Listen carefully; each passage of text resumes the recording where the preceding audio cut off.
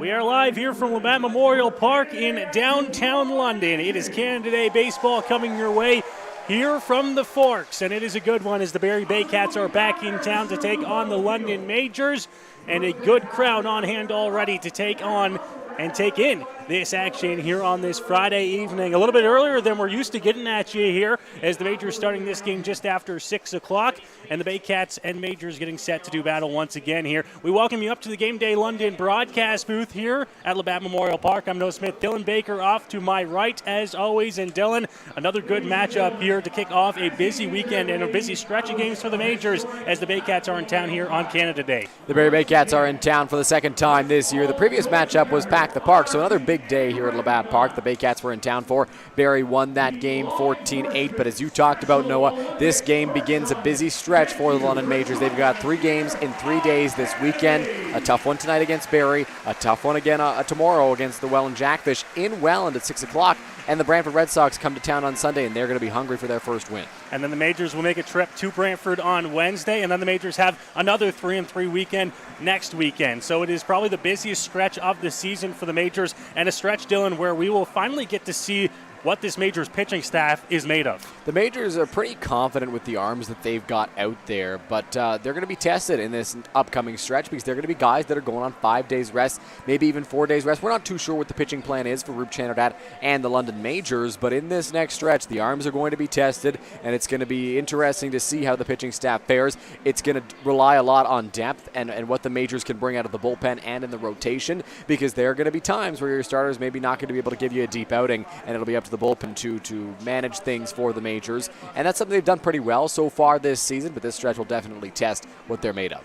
All right, Dylan, let's check out the starting lineups. First for the visiting Barrie Baycats here on MajorsTV.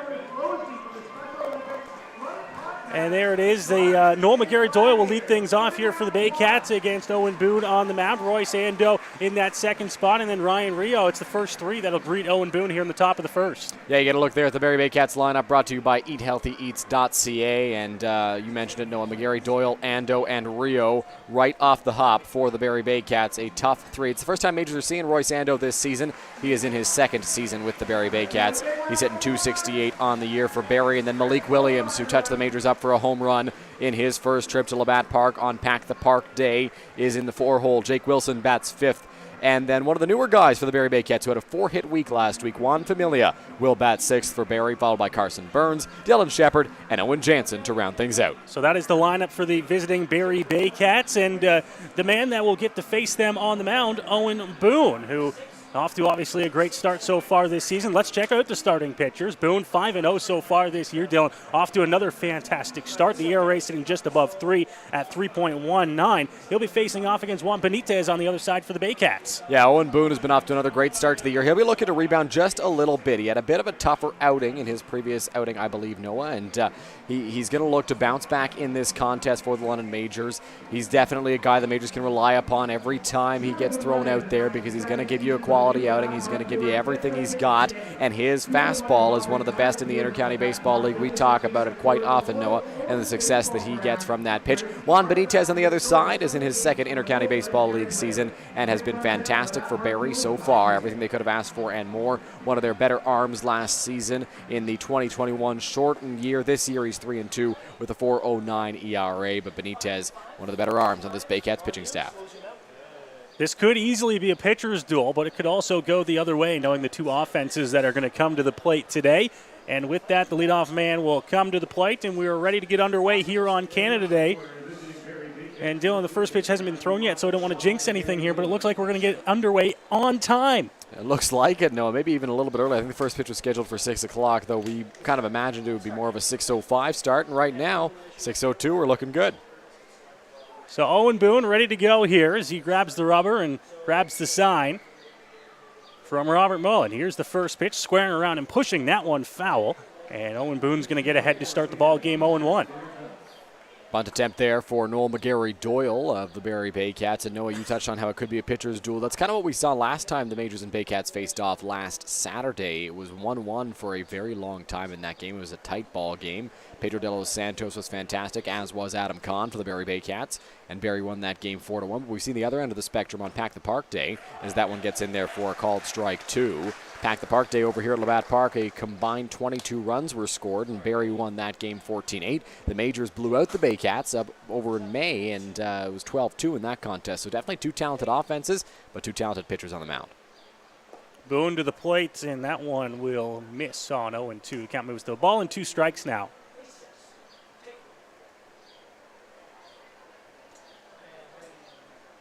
Of course, here with the Holiday Friday on Canada Day. Game getting underway about an hour and a half ahead of the usual scheduled 7:30 first pitch. And a swing and a miss there as Boone throws the fastball by him. It's a strikeout to start the ball game. Good job by Owen Boone there, taking care of a very good hitter in this Barrie Baycats order. And Noel McGarry Doyle is batting .346 this young season in 19 games so far for Barrie. Boone is a guy who racks up the strikeout numbers. You got to look at the K per 9 in the pregame show, sitting up at 11 right now for the Majors. And anytime you're above a 9 K per 9, you're averaging more than a strikeout per inning. So Owen Boone, a very talented guy out there for the Majors, and he's going to rack up the strikeouts if he's on. Pitch to the plate is swung on and missed by Ando, and Boone gets ahead 0-1.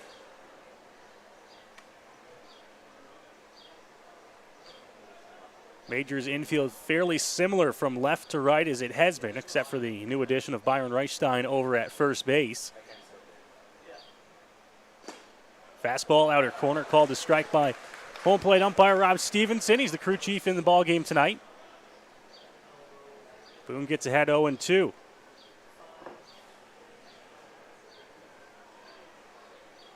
Now he grabs his sign. He's ready to go. Here's the delivery from the right-hander, fouled off. Looked like it got Mullen there as it goes to the backstop. It took a pretty good chunk out of Robert Mullen there. So home plate umpire Rob Stevenson will go out and walk the ball to Owen Boone. Give Mullen a chance to recover from that foul ball. Never a fun time when you get hit in the face or in the shoulder throat area. The throat is not protected unless you've got one of those hockey goalie style protectors for your throat there. So that could be a dangerous spot. It looked like that got Mullen maybe around the shoulder, maybe the bottom of the mask. So definitely not a fun time either way. Boone still well ahead in the count here at 0-2. Off speed, hit on the ground, shortstop, couple of hops. Candell throw across the diamond in time to get him. And 2 quick outs here for Owen Boone in the top of the first inning. Good job by Owen Boone there, getting a quick out. Also, I apologize. Owen Boone had a very good start his last time out. It was 7 innings against the Welland Jackfish, 7 scoreless innings, 5 hits, 8 strikeouts against Welland last Friday night. Here at Labatt Park, it was the time previous to that one when the Barrie Baycats were in town last for Pack the Park Day where Boone struggled, but he had a very good bounce-back outing against Welland last week. Nonetheless, he's got 2 quick outs here to start the first inning, and now Rio will come to the plate.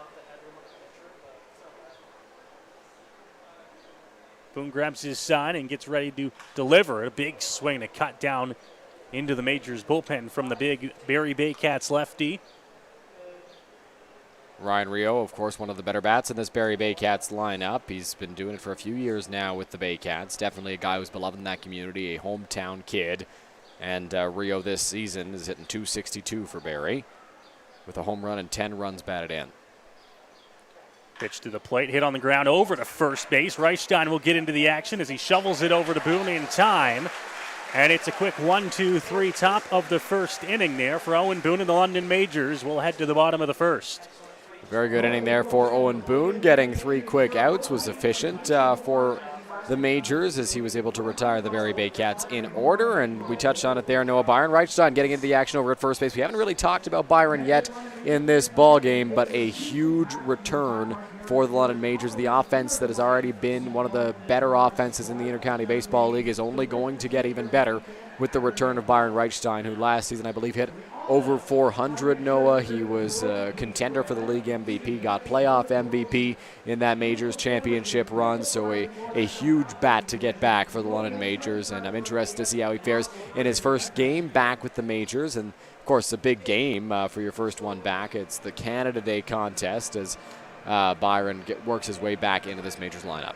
So let's check out that London Majors lineup here, brought to you by EatHealthyEats.ca. Reichstein slotted into the number 2 spot. Dylan, one of the questions that we had when we heard about the signing was, where do you put him, right? You already have such a good offensive lineup, and Byron Reichstein is going to slot, at least for this ball game, into that number 2 spot behind Drew Lawrence, who will lead things off, and that leaves that 3-4-5 of Brownlee, Mullen, and Joseph in order. Yeah, a lot of times with guys, when you get comfortable throughout a season, you like the spot where you find yourself in the batting order. And for, I think, Brownlee, Mullen, and Joseph, they kind of like that 3-4-5 spot. And so they're going to stay there. Roop Chanardad has elected to put Byron Reichstein batting second, right after Drew Lawrence, as you mentioned there. Drew has been off to a good start this season, so he'll be leading things off for the Majors. Then Byron Reichstein, Cleveland Brownlee, Robert Mullen, Starling Joseph, as we've seen so many times this year, are your 3-4-5. Gibson Kurzminski bats 6th. Keith Candell, Austin Wilkie, and Chris McQueen are 7, 8, and 9 for the Majors. That 6 to 9 can probably rotate a little bit throughout the season, but I think for the most part, the top half of the order is going to stay the same. Maybe a different guy leading off every once in a while. It might not always be Drew Lawrence, but he's definitely a guy who can handle that leadoff spot. He gets on base very well. He hits the ball hard, and he's definitely got the wheels to be a leadoff hitter. A lot of good bats left on the bench for the Majors as well, which you could look at it as a con, but really it just gives you that many more options when you need to make a move.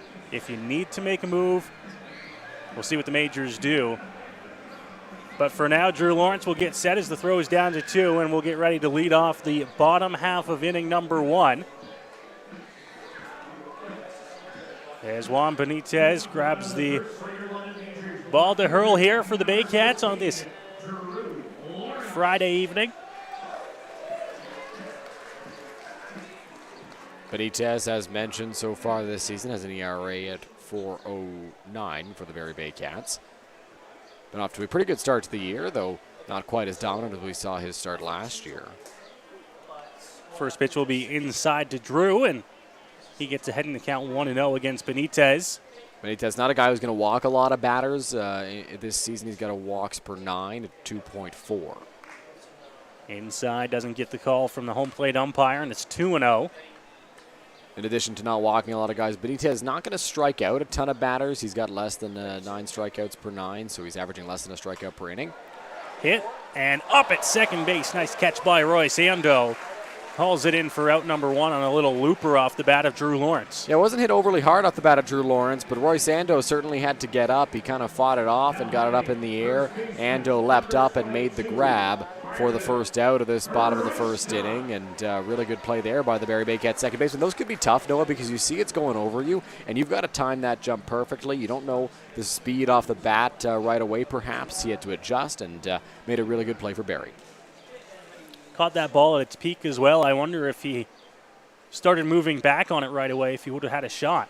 First pitch to Byron Reichstein's off speed and across for a strike to get him underway. Byron, of course, just signing with the Majors this week.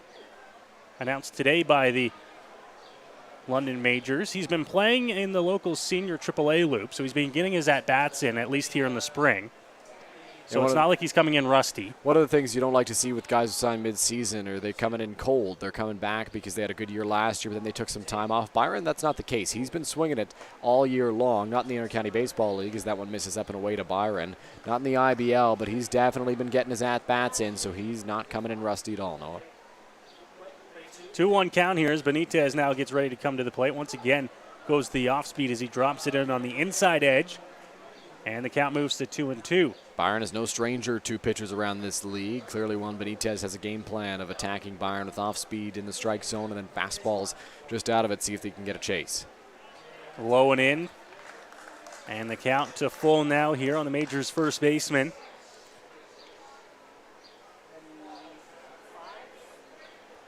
See if Benitez comes right out and attacks Reichstein here, knowing that 3-4 are behind him in the on-deck circle.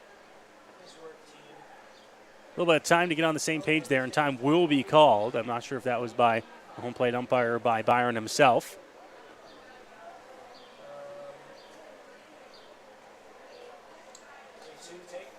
Benitez ready. Here's the pitch to the plate. Upstairs to Reichstein, and his first at-bat back this season is going to be a base on balls as he heads down to first base with a walk.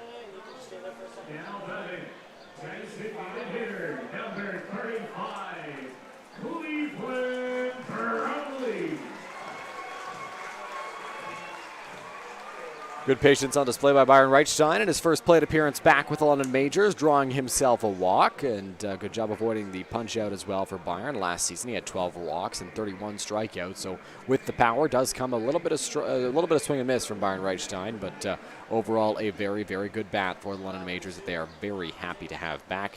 He's over at first base now.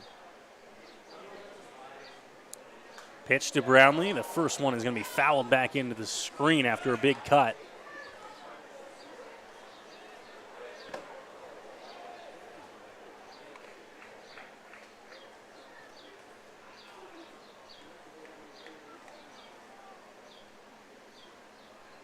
Benitez with a quick check over his shoulder at Reichstein at first. He's going to come to the plate. It's going to be off the plate. Brownlee holds up in time, and the count goes to 1-1. Cleveland this season batting .423 for the Majors, has 4 walks, 17 punch-outs, and he leads the league in home runs with 28 runs batted in, as well as teammate Robert Mullen, 1 behind him in home runs and 4 back in RBI. Fouled back into the screen. All around the zone to Brownlee here, but he's got himself in a 1-2 hole. Robert Mullen stands on deck here with 1 gone in the first inning. As this Canada Day crowd cheers on the Majors, here's the pitch. Outside block, they'll throw back to 1, but Byron's back with a lunge into first base. It's 2-2. Last Saturday in Barrie was the first game this season in which Cleveland Brownlee did not register a hit. He was off to a very long hitting streak to start this season, 15 games, but went hitless in that game against Barrie, so he's going to be looking to get a little bit of payback here against the Baycats. Here's the 2-2. Called strike 3 at the bottom of the zone. Cleve can't believe it, but it looked like it caught the knees. And it's a punch out for route number 2 here in the first. Cleveland, of course, a very big guy at the plate as Rob Stevenson hears the boos from the hometown London Majors crowd. And oftentimes, the guy like Cleveland at the plate, it's something we see with Aaron Judge in the big leagues as well. Because they're so big, umpires are used to calling that pitch on most guys because for them, it's the knees. It's at the knees, and that's a called strike 9 times out of 10. But for Cleveland and Aaron Judge in the big leagues, because they're so big, that is below the knees, and the umpire just oftentimes won't make the adjustment. And so Cleveland right there had a pretty good gripe, it looked like. Might have missed a little bit low and does not get the call he wanted from the home plate umpire. No slouch behind Brownlee, though, as Robert Mullen steps up to the plate here, leading all IBL hitters with a .448 average coming into this ball game. Yeah, despite the fact that Cleveland does not get on or move Byron up, there's definitely a guy who can drive in runs right after Cleveland here in Robert Mullen, who's been off to just a fantastic start to the year. Pitch outside, count now at evening up at 1-1. A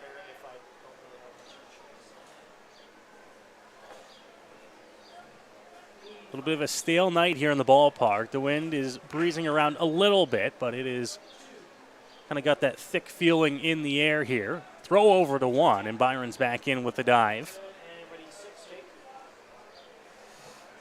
Byron not necessarily a threat to run over at first base, but Benitez just playing it safe, just in case Byron gets any ideas and decides he wants to steal second base, but not a guy who runs a lot. Boone swings right through that 1-1 fastball. Was a little bit behind that one, actually, and the count moves to 1-2. Last season, Byron Reichstein had 3 stolen bases, so he'll pick his spots and he'll find a time to run. As there's another move over from Benitez, but it's not like he's a Chris McQueen or a Keith Candell where every time he gets on, you're worried about that stolen base threat. His lead's at the cut of the grass. Benitez checks, now comes to the plate again. Robert Mullen's going to hit one the other way. Right center field, tracking back and a couple of steps in front of the wall to make the catch is Familia, and that'll do it for the first inning. So the Majors grab a base runner on the walk, but the flyout ends the threat, and we are through an inning complete here on Canada Day. The score, 0s across the board on Majors TV. here we go. Believe me, you've never heard a talk show like this. I'm sleeping with Joe Carter. By the way, Joe did not touch them all. Yeah, I have to say, like, your voice is fantastic. Meet Smitty. Listen, I'm the brains here. And Mitty. And I'm the good-looking funny one. This is the Smitty Mitty Show.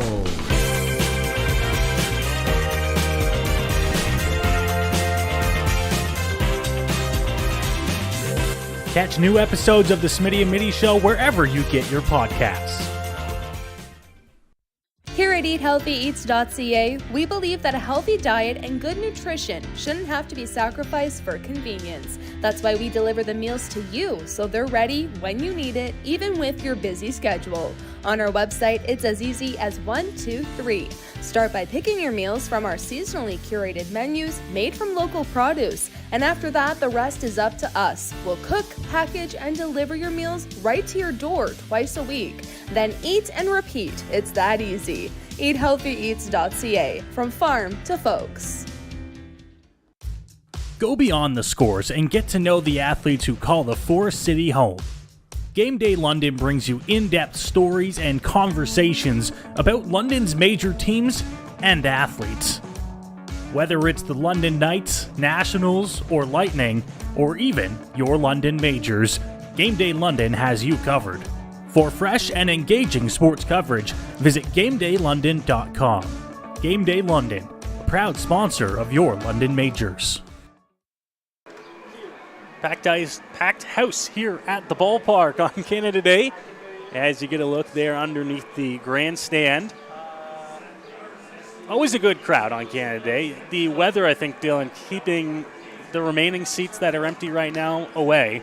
But besides that, the Majors will take it, and it is a good start to the ball game for Owen Boone on the mound as well. He's through the first inning scoreless. Yeah, Owen Boone is off to a great start for this home crowd for the London Majors, and you touched on it there, Noah. If you were in London, you will know this. There's a bit of rain earlier on in the afternoon, and a lot of fans were asking whether the game was still going to be on, and I'm sure that it was a deterrent for some, but still quite a large number made it out to this ball game, and they get a chance to watch their Majors and then stick around after the ball game to watch some fireworks. First pitch from Boone of the inning is going to miss outside, so he'll fall behind. Quickly grabbing a sign from Mullen as Boone looks to continue to work fairly quickly here to start the ball game. Pitch from the righty is going to miss low. Picked out of the dirt by Mullen. It's 2-0. Malik Williams with 2 home runs against the Majors this season, 1 out to left field and 1 out to right field. He's had a great start to the year for the Barrie Baycats. He's been everything that they wanted and more, and he's been a Majors killer so far. Takes a cut at that fastball up in the zone. Wanted to try to drive that one, but he misses, and it's 2-1. Williams has reached base more times than he's been out against the Majors this year, and he's been a thorn in their side so far. The 2-1 will miss outside as Boone possibly just missing his spots a little bit here to start the second. It's 3-1. I think they are trying to pitch Malik Williams a little bit cautiously here just because they know the damage that he can do, but I agree, no, I think he's missing his spots right now, maybe trying to overthrow it just a little bit. He's got a 0 in now. 3-1 is a very good hitter's count with a very good hitter at the plate. We'll see what they come with here on 3-1 to Malik Williams. Mullen sets up inside. Here's the pitch. This one fouled back once again on the fastball. And the count will be full now.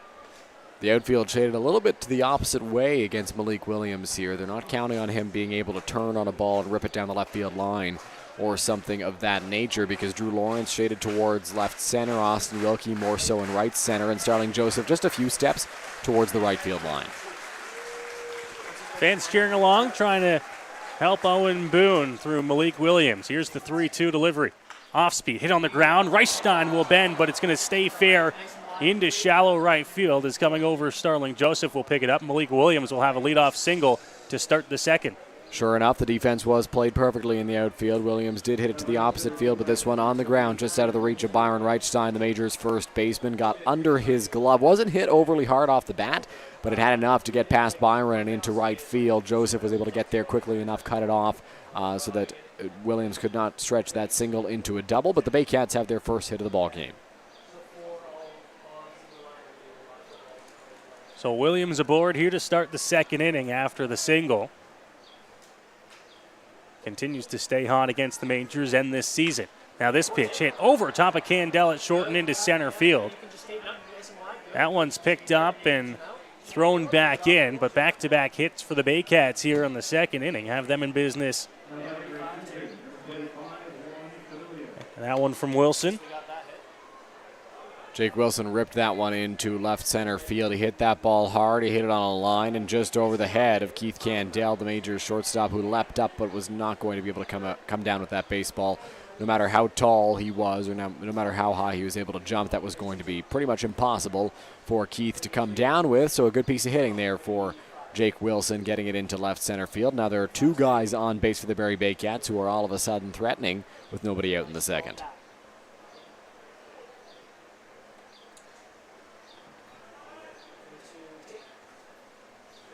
They'll play him slightly in at third to protect against the bunt as Kurzminski plays at the edge of the grass. Reichstein does the same over at first base.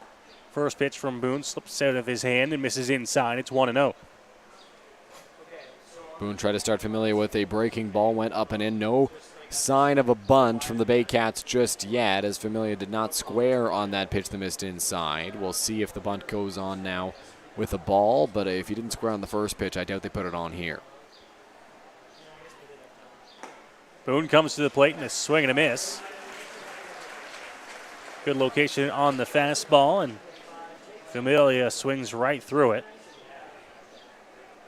And with the way Familia has been swinging his bat so far, ever since coming to the Baycats in just 3 games, he's got 4 hits. He's got 2 home runs. With the power that he's got and the way he's been swinging it so far, I don't know why you would put the bunt on if you're the Barrie Baycats here. Kurzminski is backed up a little bit. Byron still playing in front of the runner, just in case.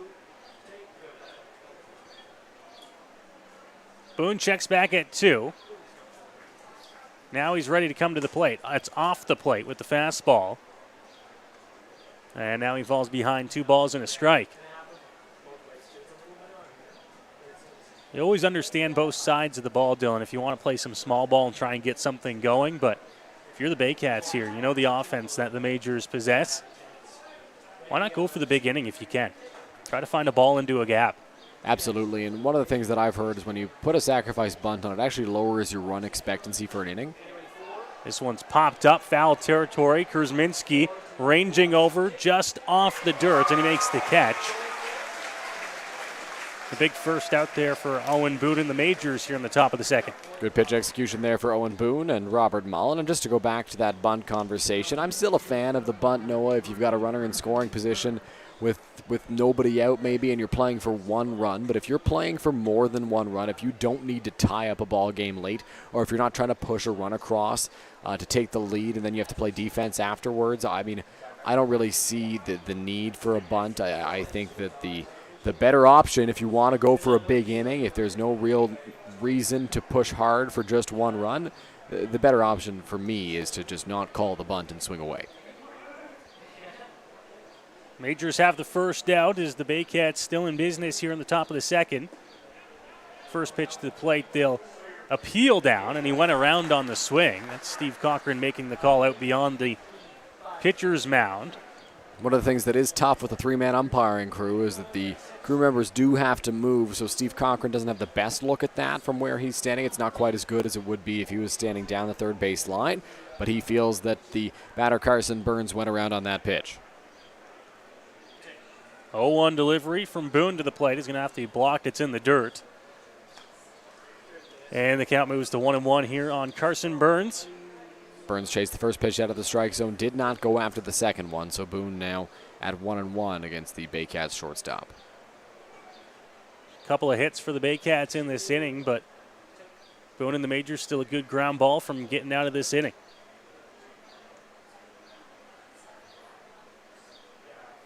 Another check back by Boone. Here's the pitch to the plate. Once again, picked out of the dirt by Mullen. It's 2 balls and a strike. Very good block there by Robert Mullen, and that's something we've seen quite often this season from the Majors backstop. He's very good at getting in front of those baseballs and ensuring they do not get past him to the backstop.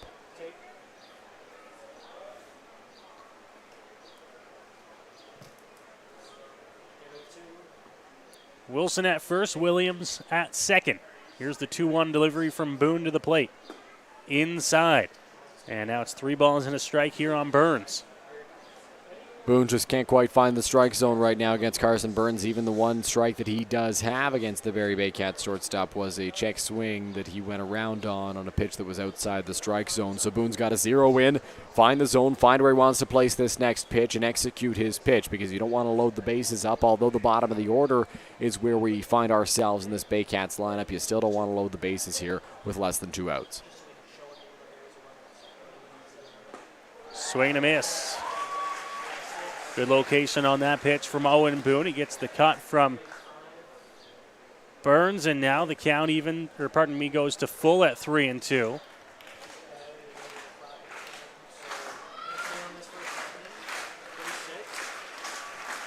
See if Boone just goes right at him. Got to make him earn his way on here in the second inning.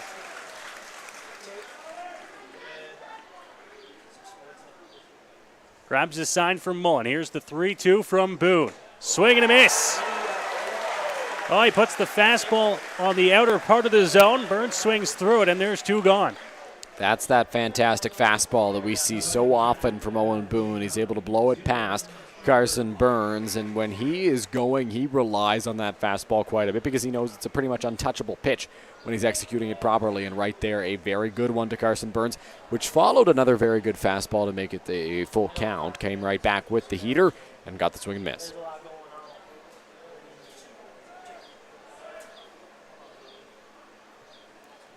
So 2 outs here for Boone, not out of the inning yet, and he gets a nice strike to start the at-bat there.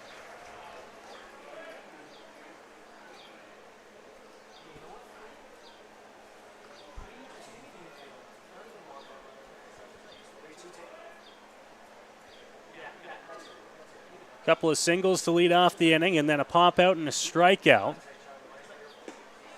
Now a fastball just inside off the inner edge. 1-1.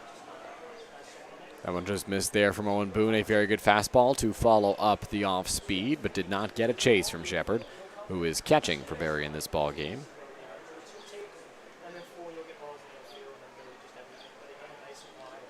One drops the off speed in there. And now Shepard's in a 1-2 hole. To fit the pattern here, Noah, it would be a fastball coming up from Owen Boone because he went off speed, fastball, off speed. So in theory, fastball should be up next, but Owen Boone's got a plethora of options to go with here with 2 strikes. Up in the count here, 1-2. Here's the pitch from Boone. Drops it in there for a called 3rd strike.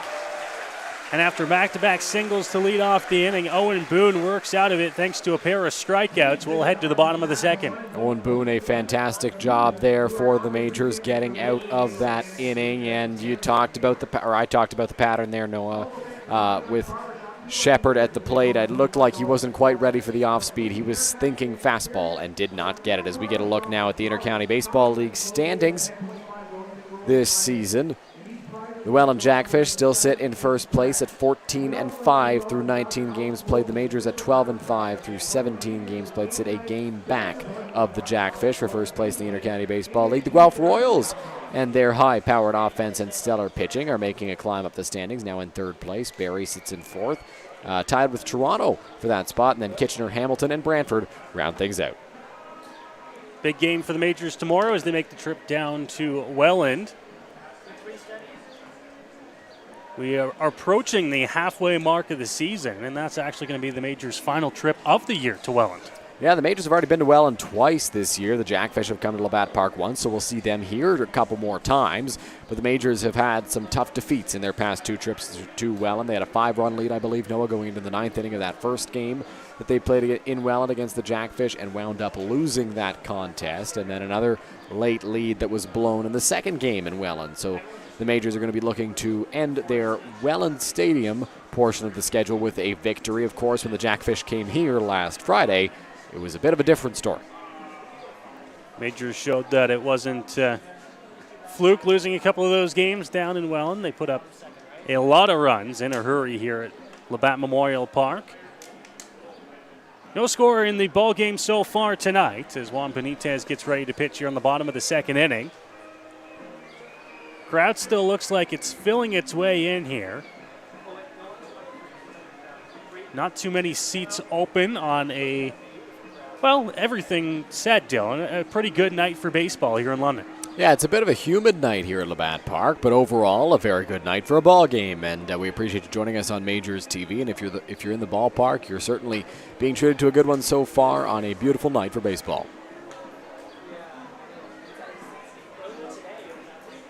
Starling Joseph will lead things off for the Majors. Here in the bottom half of the second inning. Talking about scheduling, the Majors, as mentioned, 3 games this weekend in Welland tomorrow, then back here against the Brantford Red Sox on Sunday. Dylan, if I'm not mistaken, Brantford the last team to make their first appearance here at Labatt Park this year. You're correct, Noah. This will be the first time that the Brantford Red Sox make a trip to Labatt Park coming up on Sunday. The Majors have been to Brantford a couple of times, I believe, so far this season on Sunday afternoons, but the Brantford Red Sox have yet to come to Labatt Park this year, so we'll see how they fare here in the beautiful confines of Labatt Memorial Park, and we'll see if the Majors are able to continue their success that they've had against them so far this season at home. First pitch from Benitez will miss outside, and it's 1-0 here on Starling Joseph.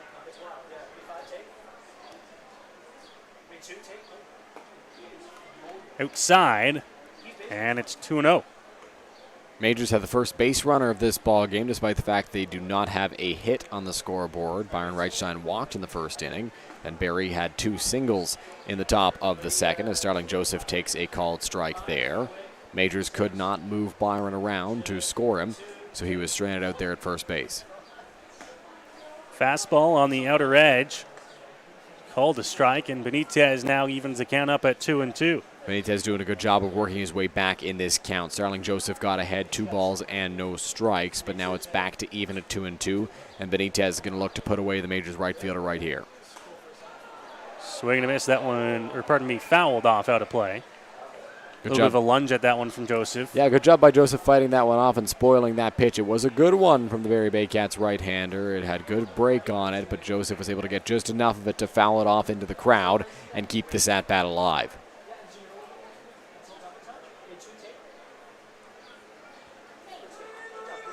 Benitez grabs his sign. He's ready to go on the mound. Here's the 2-2 delivery inside, and that one's going to hit Starling Joseph up around the chest area. Yeah, that one rode up on Starling Joseph up and in. It looked like it got near his back arm, perhaps, although he's looking at that left arm right now. I think Juan Benitez just apologized to the Majors right fielder for that hit by pitch. Obviously, you're not trying to hit him with 2 strikes. Trying to put him away with a high fastball, and it just sailed up and in on Joseph. Got a piece of him, and he'll take a slow trot over to first base to try and shake things off and get ready to move around the bags for Gibson Kurzminski, who comes up with another runner at first base. Another runner early in the inning for the Majors. Not a base hit. It was a walk in the first. Now a hit by pitch on Joseph here. Majors still searching for that first hit, but they do have a base runner for Kurzminski. So Gibson Kurzminski now to the plate. He'll turn around and bat from the left side against the righty Benitez. First pitch off the plate, and the count now 1-0 here against the Majors' third baseman.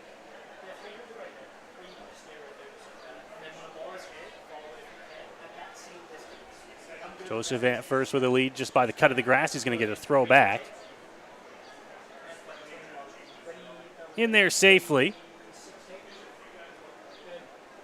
Kurzminski batting .306 in his time with the Majors. He's been with the team for 10 games now. Or he's played 10 games, I should say. He's been with the team for more. Off and running, and it's fouled off. Joseph got a fantastic jump there, but I don't know if the hit and run was on or Kurzminski got a pitch he liked, but he fouled it off, and the count goes to 1-1. Yeah, Starling Joseph would have been into second base standing if Kurzminski did not foul off that pitch, because he got just a fantastic jump over at first base and would have been into second base easily, but Kurzminski got a piece of it, so he had to trot on back.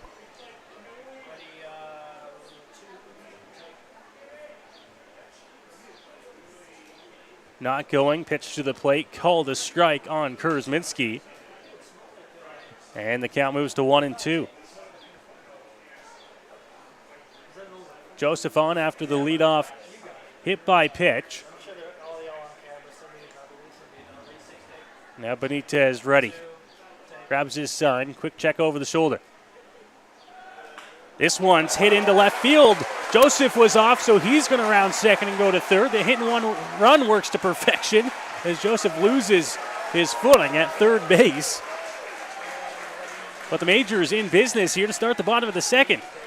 When Starling Joseph ran earlier on in that at-bat for Gibson Kurzminski, we wondered whether it was a hit and run or whether Joseph just got the steal sign and Kurzminski saw a pitch he liked. Clearly it was the hit and run for the Majors, and Kurzminski this time put it through the left side of the infield. Carson Burns went over to second base to cover for the throw on Joseph running, and Kurzminski was able to put it the opposite way and get himself a base hit. Just a beautiful execution of the hit and run there, and now there are runners at the corners. Nobody out for Keith Candell, who's been swinging a hot bat this year.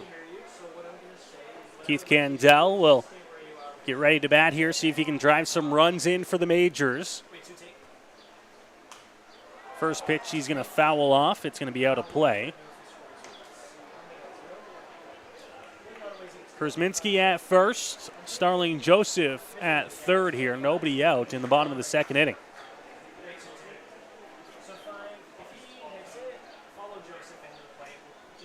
Benitez looks. Squaring around to bunt and get one down is Candell. Benitez will look home, but he has to go to first to get the out.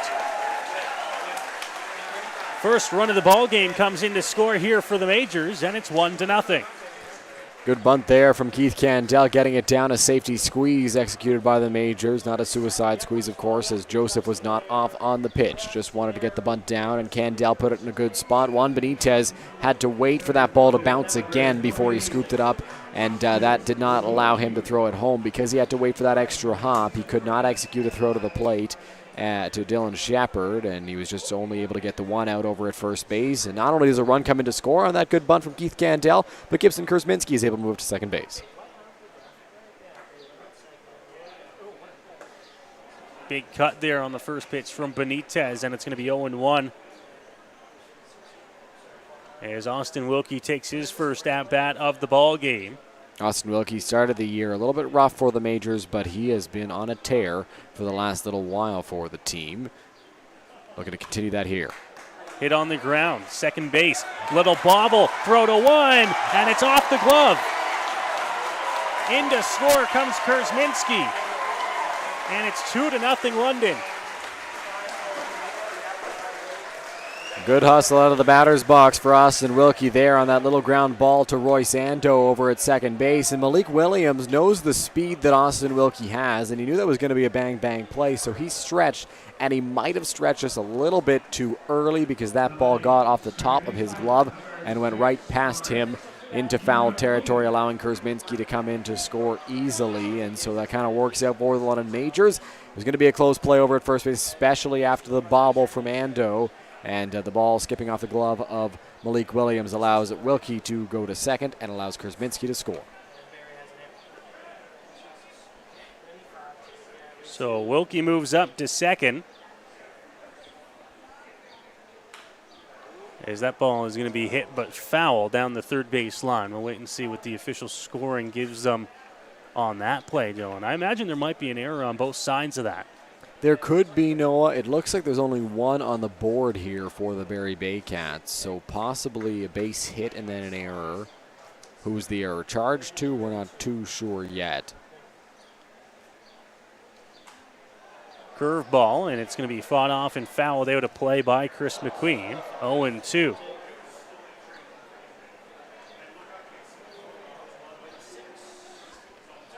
Benitez here in the second inning.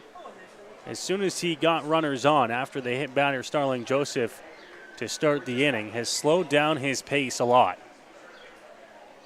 Yeah, Benitez has slowed right down after working very, very quickly to start, and that's something that a lot of pitchers will do with runners on base, but not quite this drastically. Fouled off by McQueen again on 0-2. So if you're scoring at home, we've got the official scoring for that Austin Wilkie play in now. Wilkie reaches on a single to second base and then advances to second on an error by the first baseman, Malik Williams. So Williams gets charged with the error, and that allows Gibson Kurzminski to score. 0-2 now here on Chris McQueen. Pitch off the plate, taken for ball one. Although it looks like they have given Austin Wilkie a run batted in, so they're saying that the run came in to score on the single, though it did not. Just one of the things that has been put on point streak right now. Benitez ready. Runners off. Here's the 1-2. Throw down, and that one's going to be wide. Heads up stolen base there by Austin Wilkie. The pitch missed inside to McQueen, so it's 2-2. Yeah, Juan Benitez wasn't paying much attention to Austin Wilkie over at second base, so he was able to get a pretty good jump and slid into third base safely for a second there. Noah, I was wondering if that throw was going to get into left field, but a very good job by Owen Jansen over at third base to ensure that was not the case. Coming off the bag to play that ball, made the grab, and kept Wilkie at third. Swing and a miss. Chris McQueen is down on strikes for out number 2 in the inning. Good pitch there from Benitez. And there's 2 gone. Chris McQueen, not a guy who strikes out very often, so you know that had to be a pretty good pitch for Juan Benitez. Looked like an off-speed that fell off the face of the earth as it came closer to McQueen, and he swung right over top of it, for the second out of this bottom of the second inning. Still a runner 90 feet away here in the second.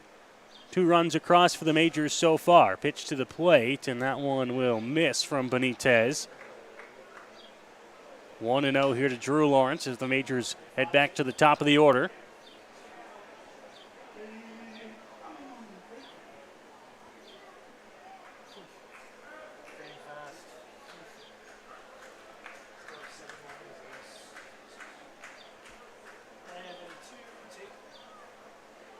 Benitez now ready. Leg kick, delivery, off speed, called a strike. Looks like it caught the bottom of the zone. Not sure whether that caught the bottom of the zone or the outside corner, Noah, but either way, Drew Lawrence was not a big fan of that call. Despite his feelings about that pitch, it is strike 1 nonetheless, so now he'll have to battle on 1-1 instead of 2-0. To the plate, Benitez. It's going to be fouled off down the right field line by Lawrence. Fan going away with a souvenir out by the big tree down the right field line. It's 1-2. Always nice the Majors are able to let the fans keep the baseballs at Labatt Park. So if you come away with a foul ball or a home run, you are able to keep that ball.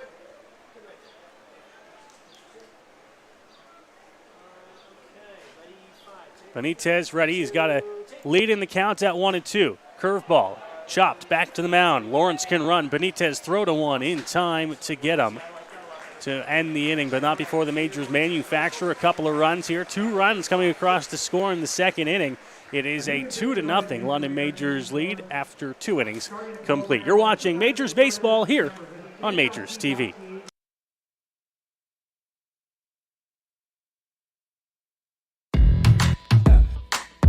My name's Tiffany Creasy, and I take care of the sales and marketing at Rickard Promotions and Recognition. Some of the things that we do at Rickard Promotions and Recognition is we bring your brand to life. We kind of put your logo on anything that you can give away or brand, and we can service clients right across Canada. At Rickard Promotions and Recognition, we can take care of your designing of your logo for any artwork that you need done for the branding. And a lot of people don't realize we can do that here. We also have our in-house production that we take care of your order from start to finish right here at our one location. So with keeping everything in-house from graphic design to in-house production, we're able to get you your order a lot quicker with faster turnaround time. We'll help gather your ideas together, give you some options to kind of narrow down the search for you, whether it be from your apparel to promotional products. And from there, we'll get your mock-ups done, proofs done, order done, and the quality control is right there all along the way for you.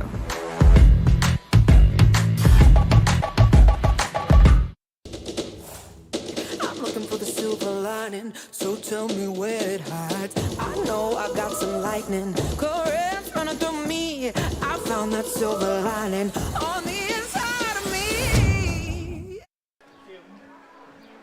Back here in the Game Day London broadcast booth as we bring you the action here from Labatt Memorial Park on Canada Day. One of 3 games in the IBL. 2 earlier ones this afternoon, Dylan. We are the nightcap as we get ready for fireworks and much more here. Should be a fun night for the fans in the ballpark. Fireworks coming up, courtesy of the City of London after this ball game. Always a good time when the Barrie Baycats are in town on Canada Day, a 6 p.m. start. Hopefully means the game should end in time for the fireworks. Majors are up to an early 2-0 lead here in this contest. 2 runs on 3 hits so far for the Majors. And a big cut there as Owen Boone gets ahead. 0-1 to start the inning.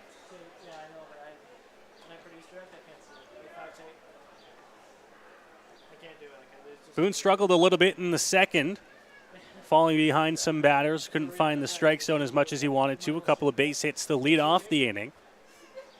But settled down, got a couple of strikeouts and a big pop-up to get him out of the second inning.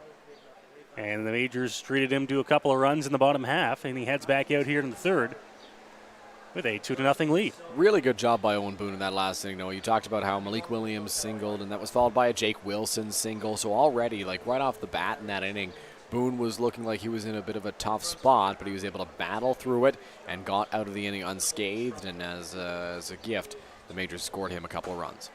Swing and a miss from Jansen, and it's a strikeout for Boone to start inning number 3. Owen Boone has really been using that fastball effectively tonight, especially in the last inning and a third, as he got 2 strikeouts on the fastball, or 1 strikeout on the fastball and 1 at bat where he executed the fastball very well and got a strikeout on a breaking ball in the previous inning. And right there, another good strikeout for Owen Boone, blowing the fastball right past Owen Jansen to the Barrie Baycats for the first out of this third inning.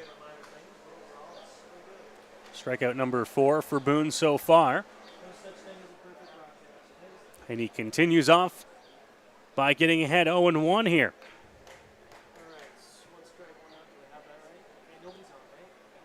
Boone ready as he once again grabs his sign from the mound.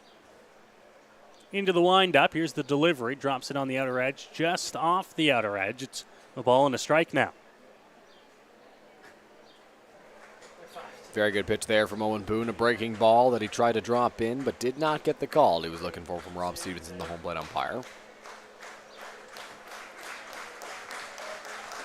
1-1, just inside. 2 balls and a strike here on Noel McGarry-Doyle. You know it's a big crowd, on a big day when the fans are getting into it for a 1-1 pitch. Not even a 2-strike offering, and the crowd is on their feet clapping. Might have thought that 0-1 pitch caught the outside edge, but it did not. It's 2 balls and a strike now. That one's fouled off. Will find its way into the parking lot and out of play. And now they have themselves a 2-strike count. Let's see if the crowd gets behind Owen Boone here. I'm interested to see it, Noah, after a 1-1 pitch where they were into it. They got to get into it on 2-2, you would think, right? Nothing yet. A few fans trying to start it here. As Owen Boone looks for the punch out, he's got 4 so far in the ball game. Grabs his sign for Mullen. Here is the delivery from the Majors righty. Swing and a miss. Strikeout number 5 for Owen Boone, and there's 2 gone.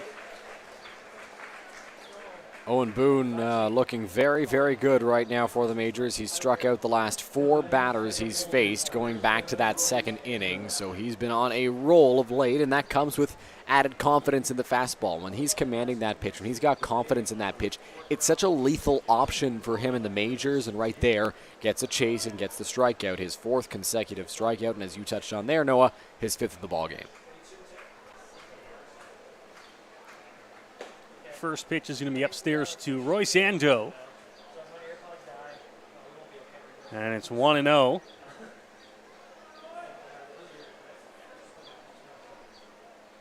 Baycats 2 hits in the ballgame so far. Those came to lead off inning number 2.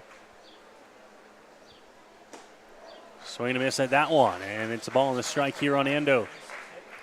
Royce Ando in his first trip to the plate back in the first inning, grounded out sharply to Keith Candell, the shortstop for the London Majors. Noel McGarry-Doyle, previous batter for Barrie, has already struck out twice in this ball game. Mullen sets up. Here's the 1-1. Swung on and missed. Got Ando to chase on that one, and now Owen Boone's got himself in another 2-strike count here. This one 1-2.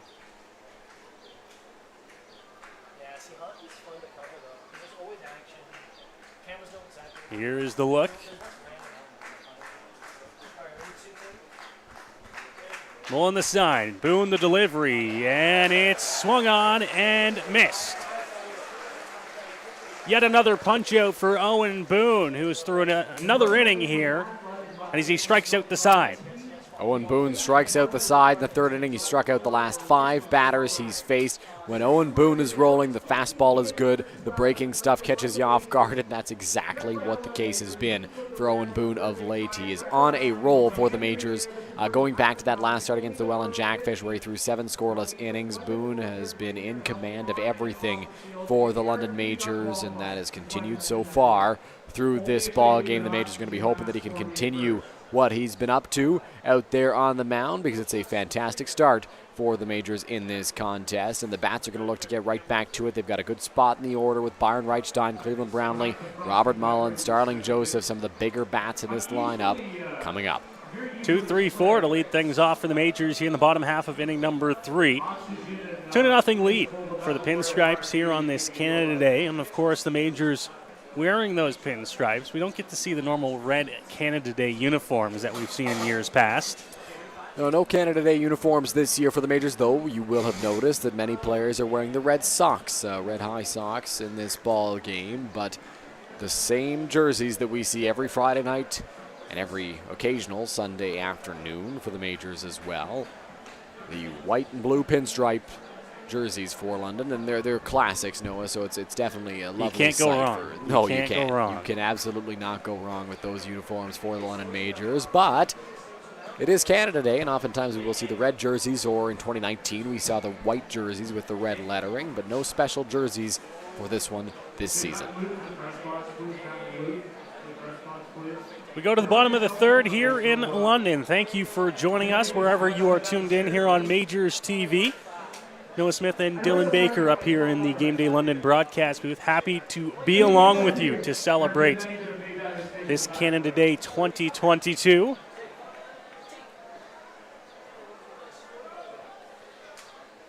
See, we've got viewers from Sarnia and Oro-Medonte, Ontario. Oro-Medonte. I will be making a trip up there later this year. Can't wait. Will you really? Gorgeous part of the province, I tell you. So I hear Jeremy in the chat saying that Oro-Medonte is a beautiful area. Well, I guess we are on the same page. You'll have to tell me how that trip goes, Noah, because I've never been to Oro-Medonte. First pitch from Benitez is Byron Reichstein. Gets a hold of it, but it's well foul into the tree and out of play, 0-1. Reichstein early on that pitch was inside on him, and he was able to turn around on it, but turned on a little bit too much, and it went foul, so he's behind in the count, no balls and a strike.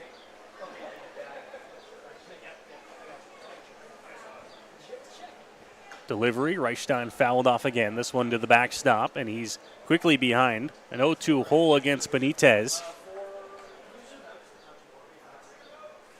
Benitez, so many different options that he can come with to try and strike out Byron here on 0-2. Byron's got to be ready for every single one of them. This one right to the backstop. Unable to get picked up there by the catcher, Shepard. Looked like Benitez reached back for a little something extra on that pitch and missed the zone pretty badly in the dirt. Got past the catcher, Shepard, right to the backstop there. Reichstein was not tempted and will stay alive. Benitez ready again. Here's the 1-2 delivery. Reichstein right back up the middle for a base hit.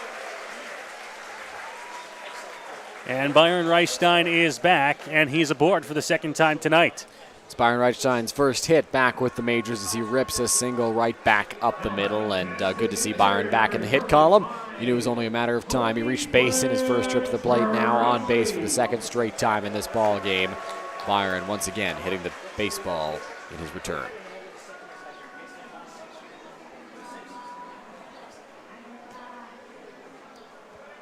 So now Cleveland Brownlee will come to the plate. The Majors have the leadoff man on here after the single by Reichstein.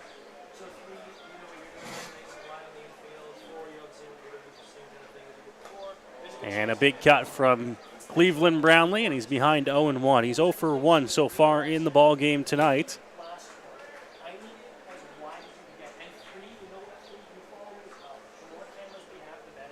Struck out looking in inning number 1. Here's the pitch. Brownlee gets a hold of this one, left center field towards the track, and that one's going to hit off the top of the wall. Into second base is Brownlee. Reichstein will get the wave, and he is going to score all the way from first base on the RBI double by Cleveland Brownlee. Cleveland Brownlee continues to tear the cover off the baseball for the London Majors. He ripped that one into the left center field gap. You got a really good look at it on your screen there here on Majors TV. Ripping it into the left center field gap. Hit the top of the Foxwood Homes sign in left field. And a little bit of a bobble by Noel McGarry-Doyle out left ensured that Byron Reichstein was going to come around to score. We were pretty sure that Byron was going to be able to make it home on that double to the gap. But the bobble by McGarry-Doyle allowed Byron to come in easily. Major still in business here as now Robert Mullen comes to the plate. Pitch, and now Mullen's going to drive one into the left center field gap. That one's going to take one hop and roll up against the wall. Cleveland Brownlee's going to score easily. Back-to-back doubles for the Majors, and it's 4-0.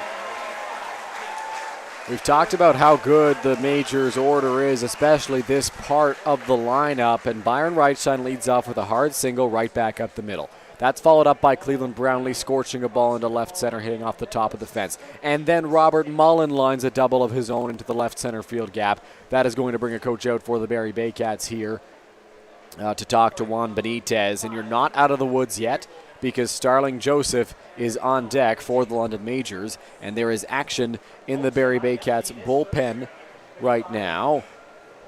We will try to get who that is for you momentarily.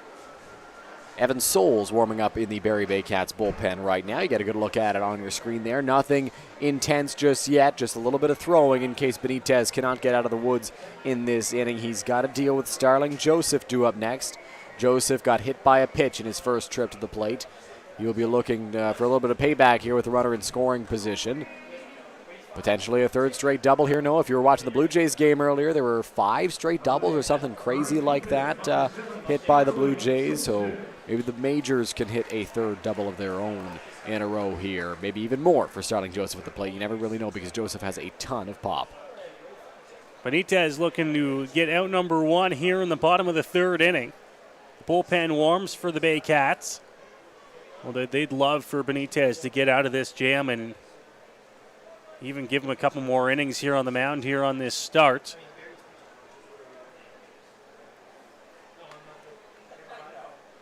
So Benitez ready again. Mullen at second after the run-scoring double. Pitch to the plate. This one chopped but foul down the third base line. Benitez gets ahead of Starling Joseph 0-1. Benitez got himself in a good spot against Joseph last time around, and then a fastball came up and hit Joseph to put him aboard.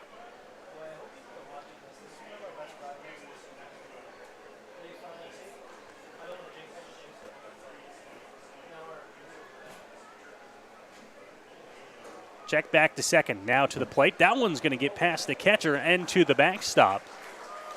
Mullen advances up to third, and now another run 90 feet away here for the Majors. That one just sailed on Juan Benitez straight back to the backstop, and Starling Joseph did not chase that pitch. So 1-1 is the count, and Robert Mullen now stands just 90 feet away from scoring the Majors' 5th run of the ball game.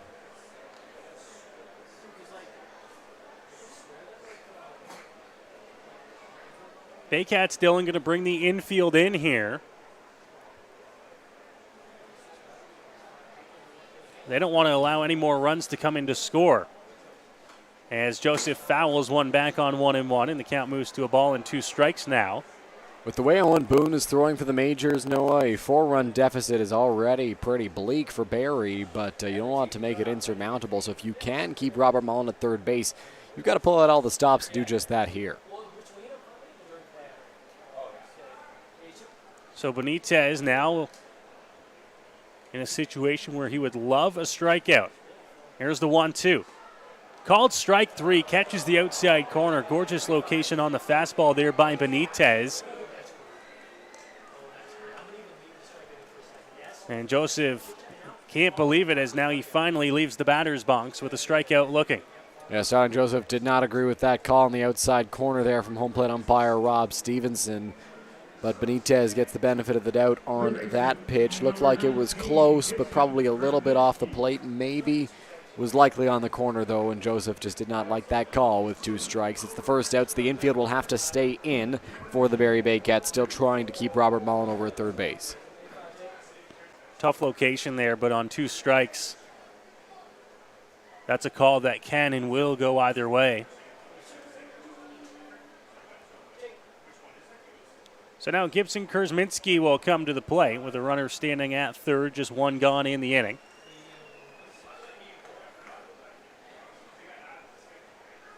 He's already got a run batted in this ball game. Pardon me, that was just a hit that moved a runner to third.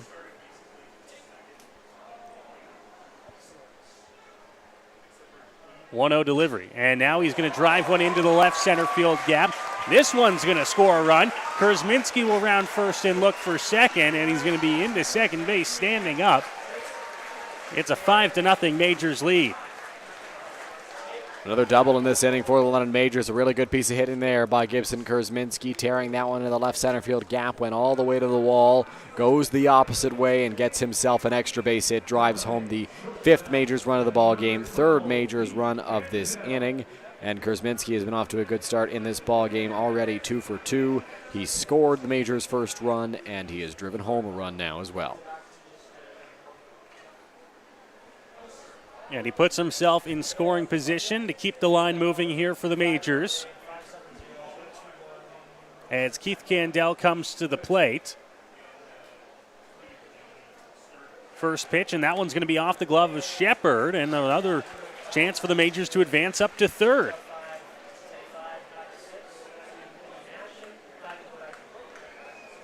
Barrie continues to allow Majors players to move up on pitches that go to the backstop. Robert Mullen is able to move up on a wild pitch, and now we'll see how that one is scored. But Gibson Kurzminski gets to third base, now standing 90 feet away. And now another one. And coming in to score is Gibson Kurzminski. And it's 6-0 Majors. Another one that gets away from the backstop, Dylan Shepard. It goes all the way to the warning track and the actual backstop there here at Labatt Park, allowing Gibson Kurzminski to score. So Kurzminski moves up on a wild pitch and then scores on another wild pitch. And Keith Candell looking to start a new rally for the Majors. Excuse me, the second one was scored a passed ball that Kurzminski scored on. Candell down the right field line towards the line, coming over and unable to make the catch out in right. Despite a great effort, it's a foul ball and a long strike against Candell. Keith Candell gave that baseball a ride, but just in foul territory. Good effort from the right fielder. Familia just could not come away with that baseball, so Candell now has a 2-1 count on him. It's a long run out towards that fence in right field into the corner there. Familia, I think, just missed that one, too. Yeah, it was a close call there for Familia. Just could not come up with it. Swing and a miss on Candell. That one the off-speed pitch, and the count now 2-2. After giving a fastball a ride, Keith Candell sees an off-speed and a little bit early on that pitch. Came up empty on that swing, so 2 balls and 2 strikes. The count now on the Majors shortstop. Swing and a miss, so Candell is down on strikes. Another strikeout from Benitez, and there's 2 gone here in the inning as Juan Benitez looks to work through the third here against the Majors. Now Austin Wilkie will come to the plate. Looking to try and start things here with 2 outs.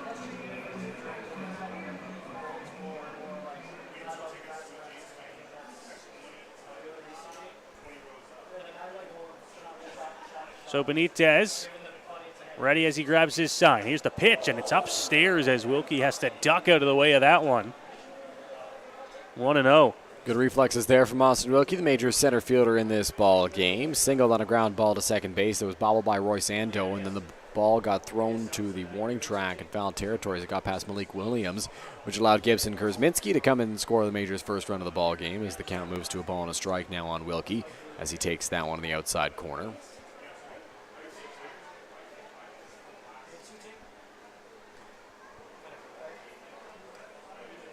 Strike, and it's 1-2 here on Austin Wilkie.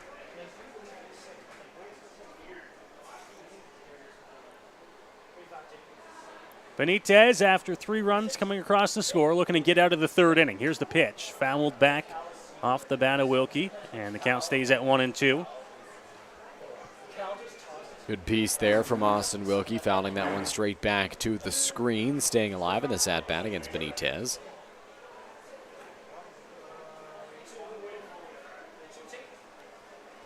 Now the look, pitch to the plate.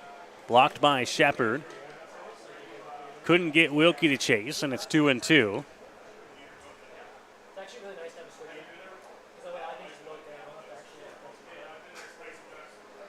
Wilkie's already got a base hit in the ball game. Here's the 2-2 delivery.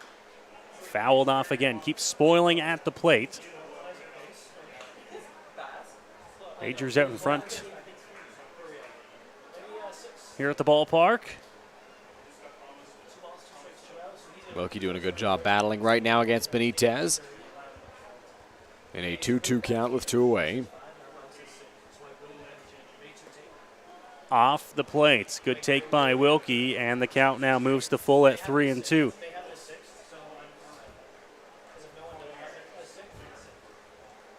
Wilkie looking to start another rally here for the Majors in this 3rd inning. Ready, here's the 3-2 delivery. Called strike 3 on the outer edge. Fastball by Benitez. And the Baycats get out of the inning, but not before the Majors pick up 4 runs here in the inning and make it a 6-0 lead as we head to the 4th inning. You're watching London Majors baseball here on Majors TV. Here we go. Believe me, you've never heard a talk show like this. I'm sleeping with Joe Carter. By the way, Joe did not touch the ball. I have to say, like, your voice is fantastic. Meet Smitty. Listen, I'm the brains here. And Mitty. I'm the good-looking funny one. This is the Smitty Mitty Show.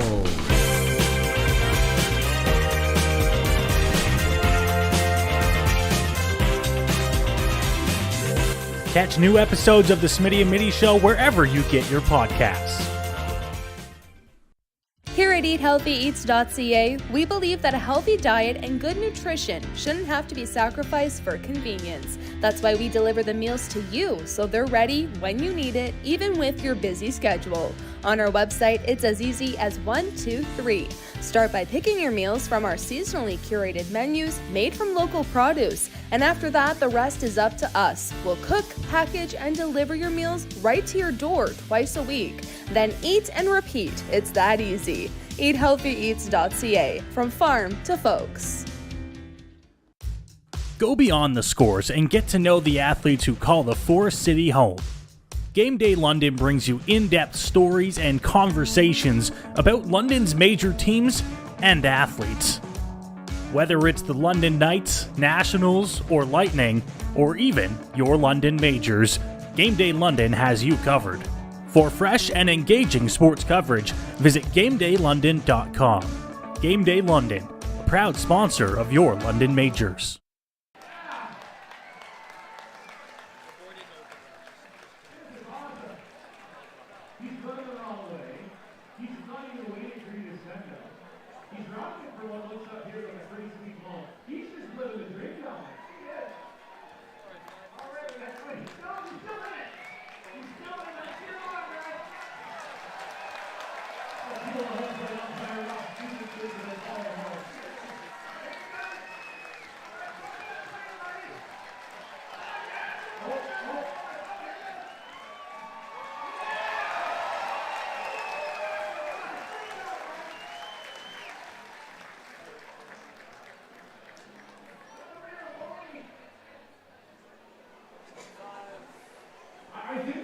Back here on Majors TV as we move along to the top half of the 4th inning. Kids just finished running the bases there, as they always do at the completion of inning number 3. And Owen Boone back out to the mound, ready to go for the 4th inning of work. His team has added another 4 runs last inning, and it is a 6-0 Majors lead as we get you set here for the 4th from Labatt Memorial Park.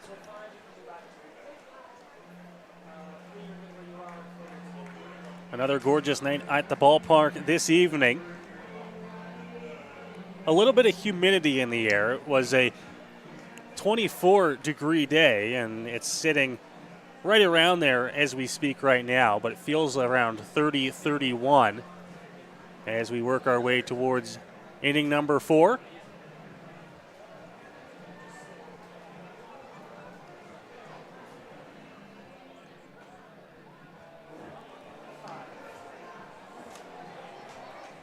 Majors and Baycats, the final IBL game of this Canada Day Friday. 2 other games going on earlier today. Kitchener was in Guelph to take on the Royals. That game ended up in a 15-5 win for the hometown Guelph Royals. And then just down the road in Brantford, Hamilton with an 8-5 win over the Brantford Red Sox. The Majors will see Brantford here on Sunday. We're set and ready to go here for the top half of inning number 4.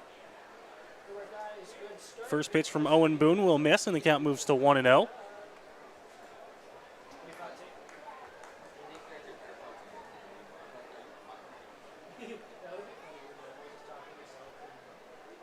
Ryan Rio at the plate here.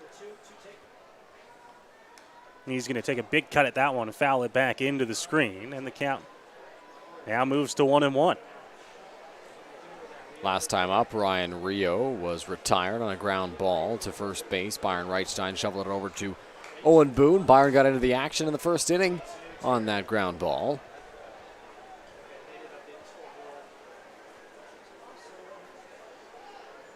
Boone taking his time on the mound. Ready, here's the 1-1 delivery. Just missing on the inside corner. Mullen thought that they might have caught it there, but it's 2-1. I think Mullen and Boone both did. Just missed, according to home plate umpire Rob Stevenson. Rio gets that call on the inside part of the plate. Swing and a miss. Maybe took a little bit off of that one against Rio. And it's 2-2.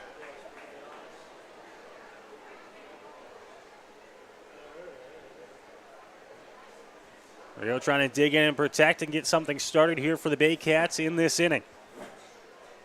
Here's the 2-2 delivery. Hit on the ground, right back up the middle. And he will with a leadoff single here in the top half of inning number 4. Ryan Rio knows how much Owen Boone likes to go to that fastball. And right there, Boone threw him a fastball on a 2-strike count. Got exactly the pitch that he was looking for and ripped it right back up the middle for a base hit for Barrie. So the Baycats looking to start a rally. Now they've got the heart of the order up at the plate, and they're down 6 runs, so a couple runs here would certainly be big for them. Part of the order where the Baycats can do some damage here and work themselves back into this ball game. Malik Williams, he had a single his first time around. Takes that first pitch, and it's an off-speed pitch dropped in there for a strike from Owen Boone. Good breaking ball there from Owen Boone, dropping into the strike zone for a called strike 1 on Malik Williams. Catching him off guard, going with the off-speed on the first pitch there.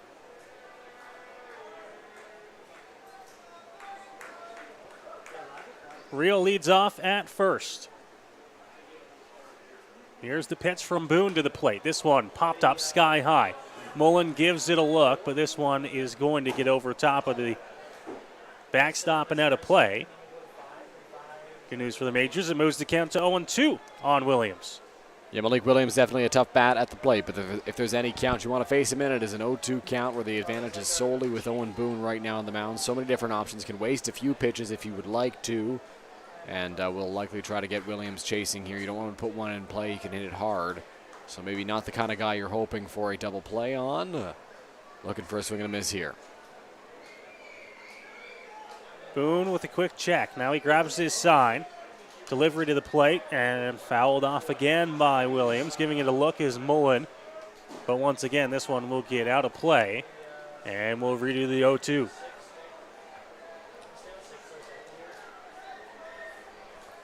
Boone tried to go with a high fastball there on Malik Williams, but he was able to get enough of it to fight it off. Sent it high over the backstop once again.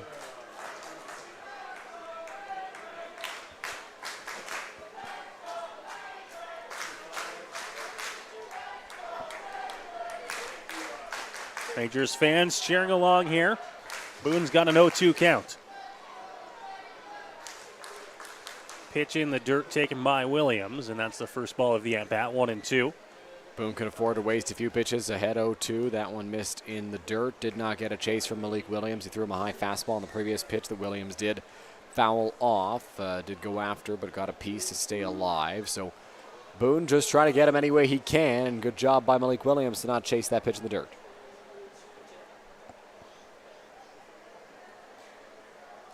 Pitch from Boone, fouled back again. Williams really putting up a battle at the plate right now. He'll do that. He'll stay alive until he gets one over the heart of the plate or a mistake from the pitcher on the mound. And then he'll make you pay. And Williams doing a very good job right now of battling against Owen Boone. This is an uncharacteristically long at-bat for Owen Boone, who averages 3.5 pitches per batter's face now, 5 pitches here, and a lot of them with 2 strikes. Hit on the ground, up the middle, picked up, step on 2, throw to 1, in time. A nice little turn up the middle by Keith Candell, and there are quickly 2 gone now. Smart play there by Keith Candell over at shortstop for the London Majors. That ball was hit very softly over to Keith, and he knew that it would take him too much time to shovel it over to Chris McQueen and then get a strike thrown over to Byron Reichstein at first base. He knew that there was going to be a transfer that was going to have to take place, and then Chris McQueen would have had to clear himself a lane to throw that baseball. So all in one motion, Candell scooped it up, touched the bag, and fired a strike over to first. If he flips to Chris McQueen, that makes it a bit of a closer play over at first base. There's a called strike 1 to Jake Wilson. And Williams, who's not necessarily known for his speed, more so known for the power in his bat, might have been able to beat that one out just because of how softly it was hit, but because of a good play by Keith Candell. There are now 2 away in the top of the 4th and nobody on. Pitch misses to Wilson to even the count up at 1-1. It's always a tough place there for the shortstop Candell because you're close enough there that you can take that, but far enough away that if he's any faster, you might be better off tossing it. Nonetheless, he made the smart play there. And now a strike from Owen Boone. Moves the count to 1-2.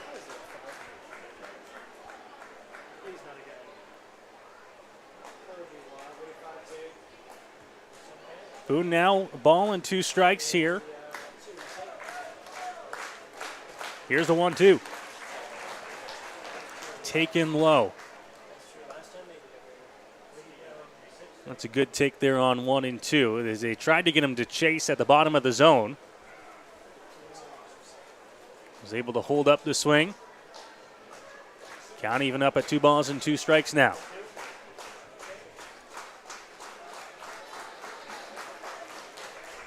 Delivery from Boone, hit in the air, shallow center field, going out McQueen, and it's going to drop in front of the center fielder for a base hit with 2 outs.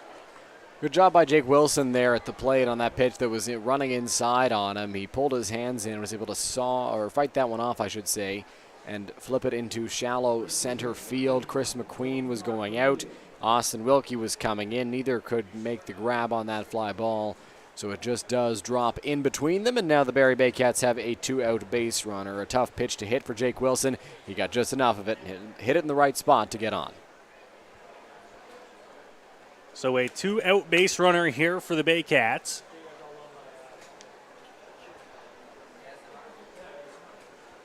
We'll keep the line moving here for Juan Familia. And he swings right through that first pitch. Boone gets ahead 0-1. Big swing there from Familia, who was 0-1 in the ball game. Popped out to Gibson Kurzminski in foul territory in his first trip to the plate.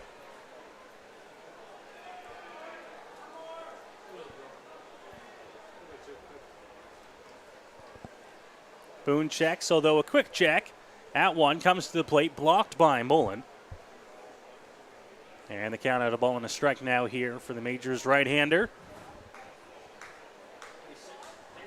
Majors holding on to a 6-0 lead here in the ball game.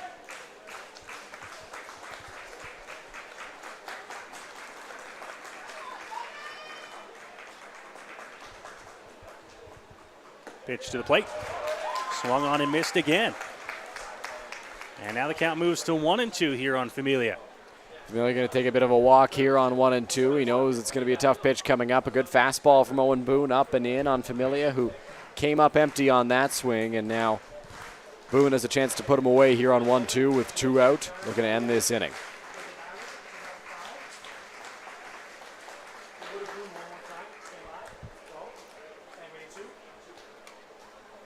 Owen Boone ready. Here's the 1-2. Runner goes. Swing and a miss. And a strikeout ends the inning. Owen Boone, another strikeout here. And he's through another scoreless inning as the Majors head back to the bats in the bottom of the 4th. Owen Boone has been fantastic through 4 innings for the London Majors. He's got 7 strikeouts through that span, Noah. And one of the things that I love to see from Owen Boone right now, a 0 in the walk column, as you see some little scoundrels up on the mound of wood chips in right center field. Bring them to the ballpark, and all they do is want to play out on the wood chips, eh? It seems to be the case every time. Canada Day here at the ballpark as we get a great look and a great shot at downtown London. Beautiful London skyline that we get a chance to see every Friday night here at Labatt Park, Noah. We're always grateful that we've got a chance to be at this ballpark every week. The best in the Intercounty Baseball League. One of the best in Canada for sure. And a big shout out, of course, to our camera operators out there tonight. A just about full crew for us here on Majors TV this evening. Yeah, Kyle Brebner, Jeremy McGrady, Matthew Young doing a great job as always on the cameras. Curtis Hiscox, Jackson Farrell behind the scenes. Our producer Cal, we're missing you tonight. Cal is away on Canada Day. But yes, Noah, nearly a full crew here for Majors TV on this Friday night. We told him he could take a vacation, we guess. A little bit hesitant, but we allowed him to take the day off and enjoy the holiday with family here as we move along to the bottom half of inning number 4. It is a 6-0 London Majors League. Juan Benitez is still back out to the mound here for the Baycats still, and I would imagine that they want him to get through at least this inning if they can. 6-0, obviously not where you want to be to start the ball game here, but to get innings is going to be important for the Baycats as well. Absolutely it is, Noah. The Barrie Baycats are going to be looking to get as much baseball as possible out of the arm of Juan Benitez right now. They play the Majors today, and then tomorrow they host Brantford, and Sunday they are in Hamilton. Tuesday they're in Guelph, so it's going to be a pretty loaded schedule. We talked about how busy the schedule is for the Majors in the upcoming days with a 3-3 this weekend and then a game in Brantford on Wednesday. Barrie's got a 3-3 this weekend. Then they play on Tuesday again and then Thursday. So the arms are going to need to stay fresh here for the Barrie Baycats. They're going to need to stay rested. So I'm sure Josh Matlow and the Baycats coaching staff, they're going to look to get as much out of Benitez as they can here. Ready to go here as Chris McQueen will lead things off for the Majors in the bottom half of the 4th inning. First pitch there for a strike from Benitez. He gets ahead 0-1. Good pitch by Juan Benitez there, finding the outside corner on the Majors' number 9 hitter. McQueen in this ball game, 0 for 1, struck out on a beautiful off-speed pitch from Benitez in his first trip to the plate.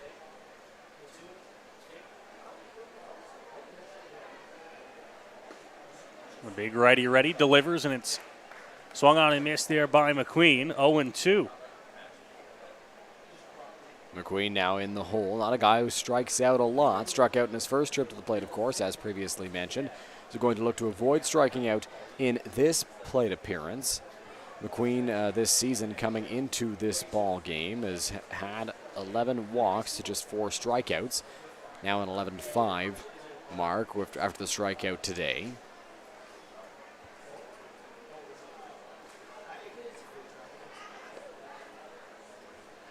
Here's the delivery from Benitez. Just missing there. Doesn't get the call, and it's 1-2. Benitez thought he caught the bottom of the strike zone, on that pitch to Chris McQueen. McQueen did not chase, and the home plate umpire called that one just a little bit low, so the count moves to a ball and 2 strikes on McQueen. Just inside this time, so now it's 2-2. This is part of the reason that McQueen strikes out as rarely as he does. He just doesn't chase those pitches. He's able to spit on those tough pitches on the inside and the pitches that are low as well. He does a very, very good job at the plate of battling for the Majors. Takes that one as well. So from 0-2 to 3-2 here against Chris McQueen.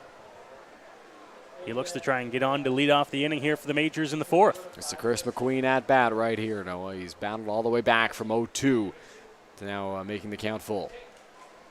And that one's going to be well outside, and Chris McQueen will have a leadoff walk to start the inning.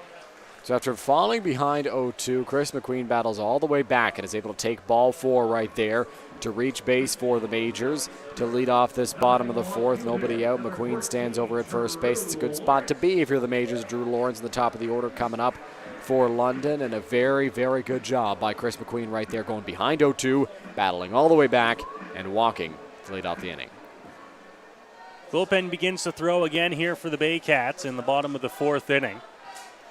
McQueen can run as well, so we'll keep an eye on that on the base paths. Not going on the first pitch, but this one is going to be fouled off and out of play by Lawrence. Juan Benitez, aware of the fact that McQueen can run, at a bit of a slide step on that first pitch, trying to keep McQueen as close to the bag as possible and trying to ensure that if he does run, he doesn't get a very good jump. Benitez grabbing his sign here. Checks over. Now McQueen's going to go, and this one is going to be fouled off out of play into the seats down the line. Little hit and run play on there as Lawrence threw the bat at that one. It's 0-2. Looked like that pitch was maybe a little bit low, a little bit outside, but on the hit and run, you're supposed to go after it and try to make contact any way you can. That's exactly what Drew Lawrence did right there. Threw the bat at that baseball and was able to get a piece of it, fouling it off. 0-2 count here on Lawrence. Now they'll throw over to McQueen, who's back in with a dive at first.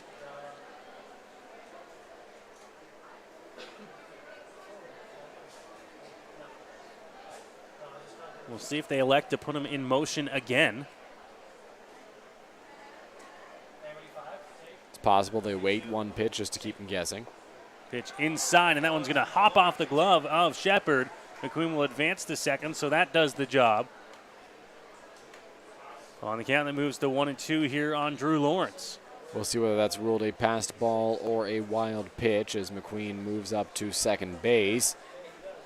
On that one that got away from Shepard, my guess would be passed ball, but we'll wait for the official scorer's ruling. Good job by Drew Lawrence not going after that tough pitch that came inside on him there on 0-2. Another one inside to Drew, and it's 2-2.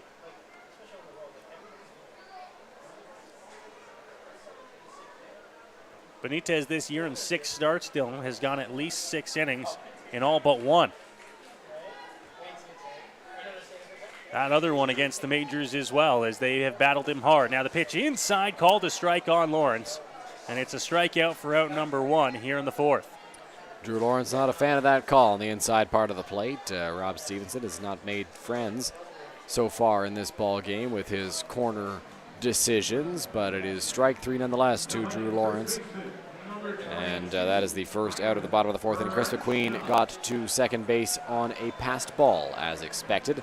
The official score ruling is a passed ball on that one that allowed McQueen to get to second base. And as you touched on earlier, Noah, Benitez has reached the 6th inning in all but 1 of his starts, and it's looking pretty bleak right now for the chances of him reaching the 6th in this one as well. Although the pitch count's not in a terrible spot. If he has a couple of quick innings, he could make it into that 6th inning. But not looking great at the moment. Hit on the ground over to second base, picked up on a hop. Throw to 1 is in time to get Reichstein. Advancing up to third is McQueen. And there are 2 gone now.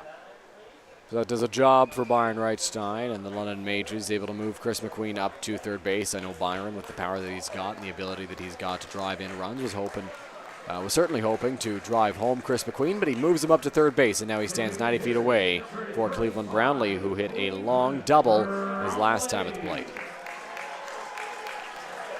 That last hit by Brownlee, he almost just threw the bat at it, and it still managed to go off the top of the wall in left center. Tremendous power, and he's been hitting the cover off the ball to start the year. Benitez now needs to get him to try and get out of this inning.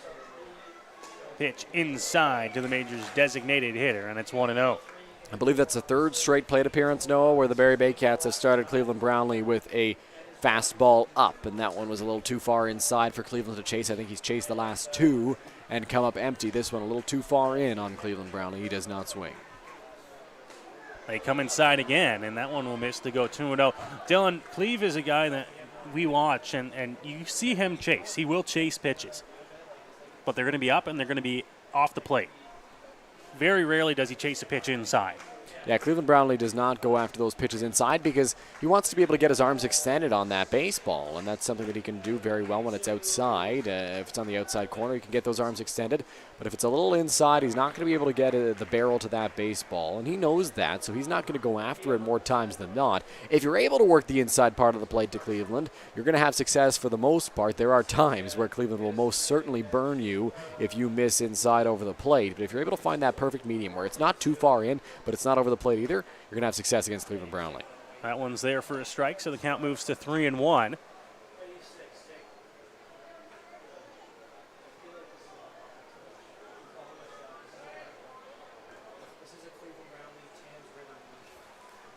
Three-one delivery. Brownlee could cut at that one, but he fouls it straight back into the screen.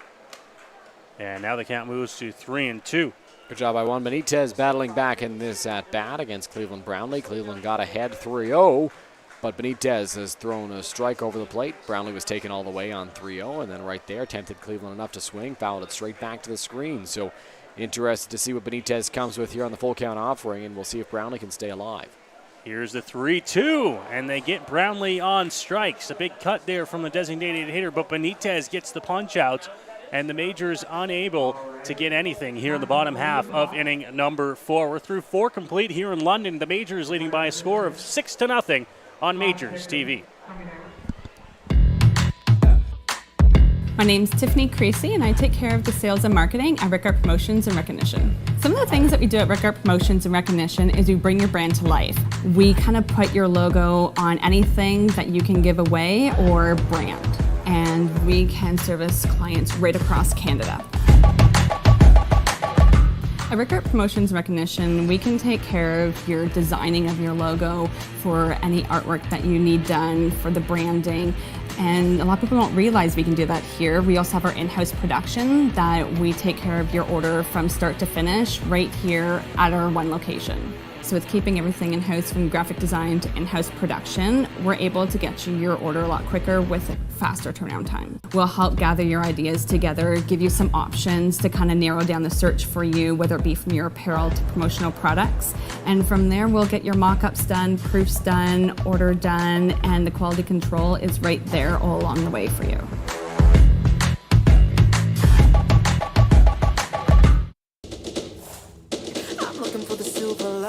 So tell me where it hides. I know I got some lightning currents running through me. I found that silver lining on the inside of me.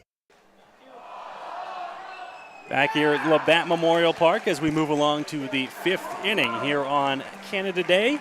It is a gorgeous night at the ballpark. Still not a huge breeze blowing yet, but the temperature sitting just around 24, 25 degrees, feeling like 30.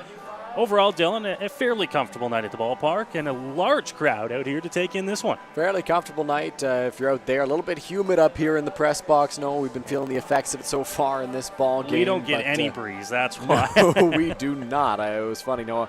Earlier on in the ball game, I went down, go towards the concession stand there, and I was out of the press box for a moment, and the breeze that I felt down there was so lovely. It was perfect weather for baseball. I'm sure the players are enjoying it. The fans out there are most certainly enjoying it. But you're not getting anything up here, and it is a humid one in the Game Day London broadcast booth here at Labatt Park. I tell you, we oftentimes get people saying, oh, it must be nice up there in the broadcast booth. Don't get me wrong. There certainly are times when it is. But there, I would say, are far more often times when it is not. You get no breeze up here. It is stale. It is oftentimes crammed in here as well. As Owen Boone gets ahead 0-1 to start the top half of the 5th inning.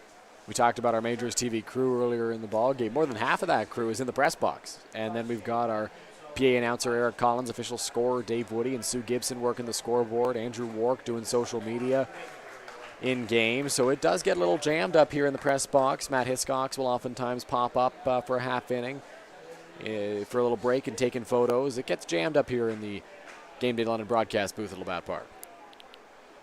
Boone's got an 0-2 count here, looking to start off the fifth in strong fashion, and he does with another strikeout. Owen Boone looking good so far, and he's got a strikeout to start the fifth. Good job by Owen Boone there, dropping in a breaking ball that got Carson Burns looking. Burns so far in this ball game, I believe 0 for 2 with 2 strikeouts, if I'm not mistaken, Noah, and that is exactly the case. The first one he went down swinging. This time he goes down looking. So a good job by Owen Boone handling Carson Burns so far in this contest. There is a swing and a miss. Owen Boone once again working ahead, which he has done throughout the course of this ball game. Saving except for a few batters in the top of the second where he fell behind.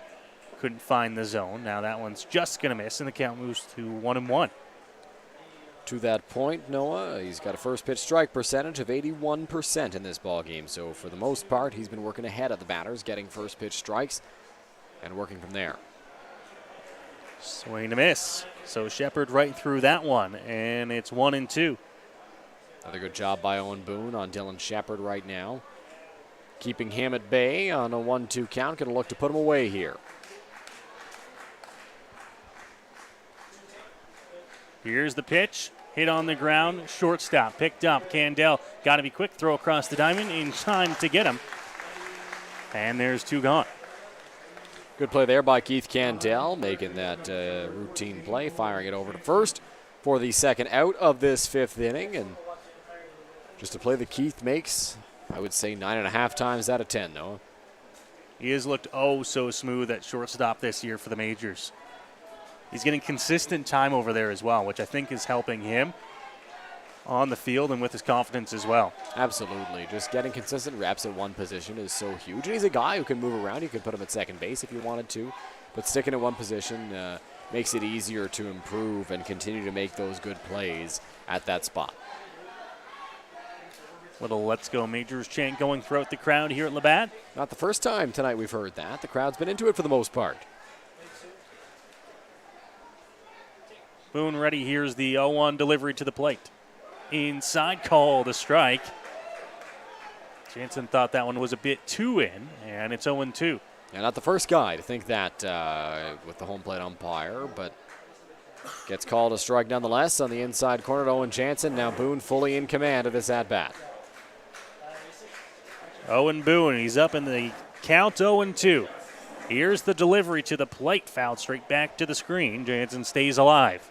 Good job by Owen Boone there. Good fastball that was just fouled off by Jansen, straight back to the screen. Boone likes to go to that fastball, try to put guys away. Did not quite work there. Wouldn't be shocked if he goes right back to it here, trying to get Jansen once again.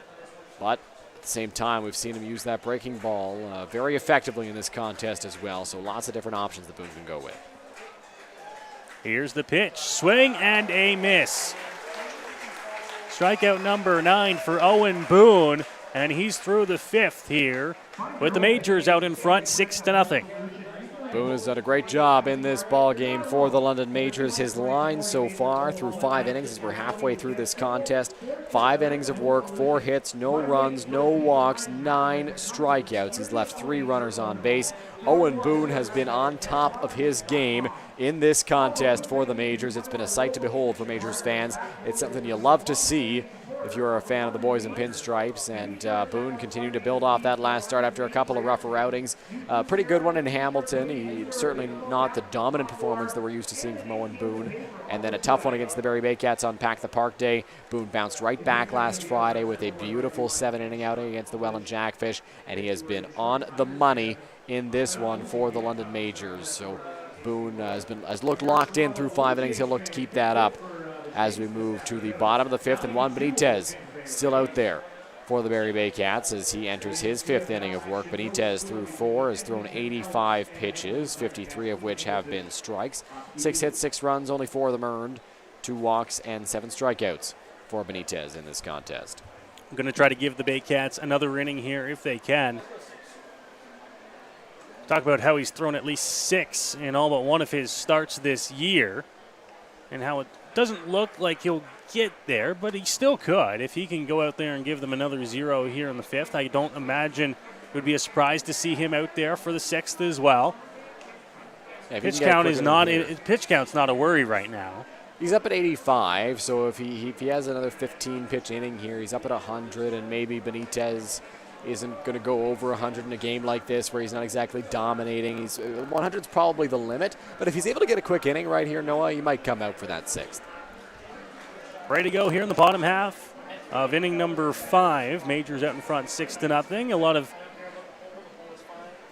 fans here in the ballpark. Of course, they're going to stick around for fireworks after the game. The City of London putting on the fireworks show that is going to get underway at roughly 10 o'clock.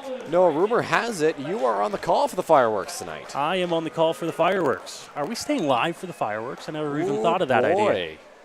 We'll have to talk about that one. That just delays our teardown process. So that's true. That's true. That is the problem if there is one. Here's Benitez ready to go here to start the inning. Hit on the ground hard, and that one's past the diving shortstop. And it's going to be a leadoff single here to start the bottom of the 5th inning. Nice job by Robert Mullen. More solid contact off the bat of the Majors. Catcher gets that one through the 5-6 hole, just past the dive of Carson Burns. The Barrie Baycats shortstop into left field, so Mullen is aboard. He had a double earlier on in the ball game, and now he stands over at first base. So Starling Joseph comes to the dish now as the Majors look to have themselves another good inning here. Held off the scoreboard in the bottom half of the 4th, and now they have the leadoff man on here in the 5th.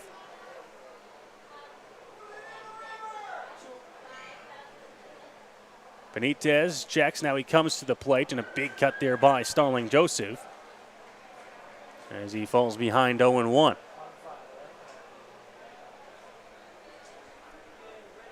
Second time tonight, Noah, that Starling Joseph has come up to the plate, and I've heard a fan yell, "Put one into the river." We'll see if he makes that fan's wish come true. Takes that pitch for a strike, so he's going to have to do it from behind in the count as it moves to 0-2. Joseph struck out last time at the plate, was hit by a pitch the first time he stepped into the batter's box. Joseph, a smart hitter as well, just looking to keep the line moving. Here's the 0-2. Swing and a miss as he chases that one low in the zone. And it's a strikeout for Benitez for out number 1. Good breaking ball there from Juan Benitez. Starling Joseph chased that one, swung and missed. 4 strike 3 in the first out. Good off speed from Benitez for strikeout number 8 in the ball game for the Barrie Baycats. So Gibson Kurzminski now to the plate.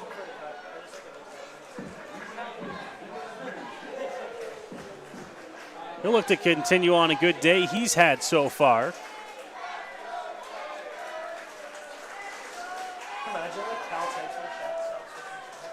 Benitez now to the dish. That one taken low by Kurzminski, and it's 1-0. Gibson Kurzminski's been off to a great start in this ball game. 2 for 2, a hard single in his first trip to the plate, then a line drive double into the left center field gap. So he'll be looking to build off of that here.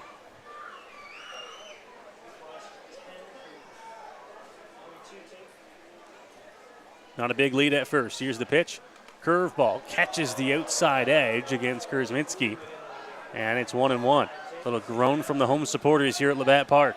Rob Stevenson not making any friends in the crowd tonight for the London Majors at Labatt Park, but he's been consistent at least, Noah, and that's all you can ask from a home plate umpire.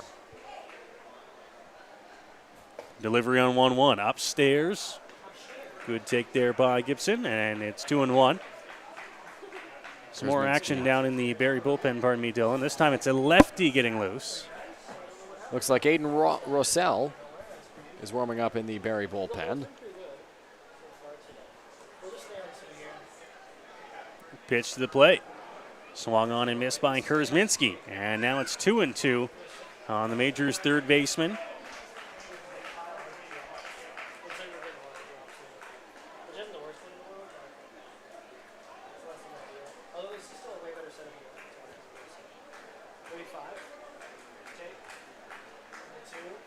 Benitez a little bit slower now between pitches here in the late going of this start. And now that one ripped foul. Fans diving out of the way inside the box seats to the right of the Baycats dugout. No, it's something we saw a little bit earlier in the ball game as well. When Juan Benitez gets guys on base, he's much, much slower and much more deliberate out there on the mound. He's working otherwise pretty quickly when there's nobody on base, but as soon as somebody gets on, he likes to take his time. He likes to vary his timing, and that's once again been the case here in this 5th inning.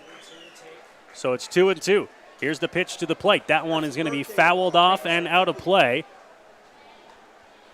Keeps the count at 2-2 against Kurzminski.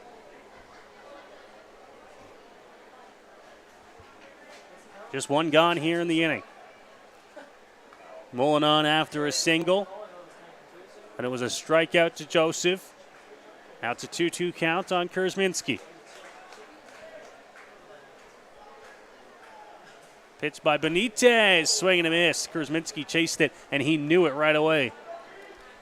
That's a tough one. Looks so appealing for Gibson Kurzminski. High fastball. He wants to go after that pitch. He wants to give it a ride, but nothing he can do with one that high. Came up empty and then kicked some dirt on the way back to the dugout. He was frustrated. He knew he shouldn't have gone after that pitch. That'll bring up Keith Candell, and Keith still swinging a hot bat this season.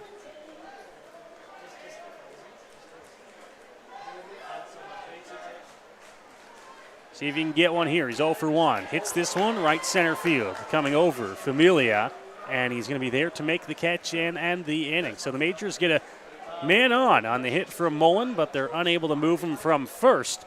And it's going to be a 6-0 lead moving through to the 6th inning. You're watching London Majors baseball here on Majors TV. Here we go. Believe me, you've never heard a talk show like this. I'm sleeping with Joe Carter. By the way, Joe did not touch the ball. Yeah, I have to say, like, your voice is fantastic. Meet Smitty Listen, I'm the brains here. and Mitty. And I'm the good-looking funny one. This is the Smitty Mitty Show.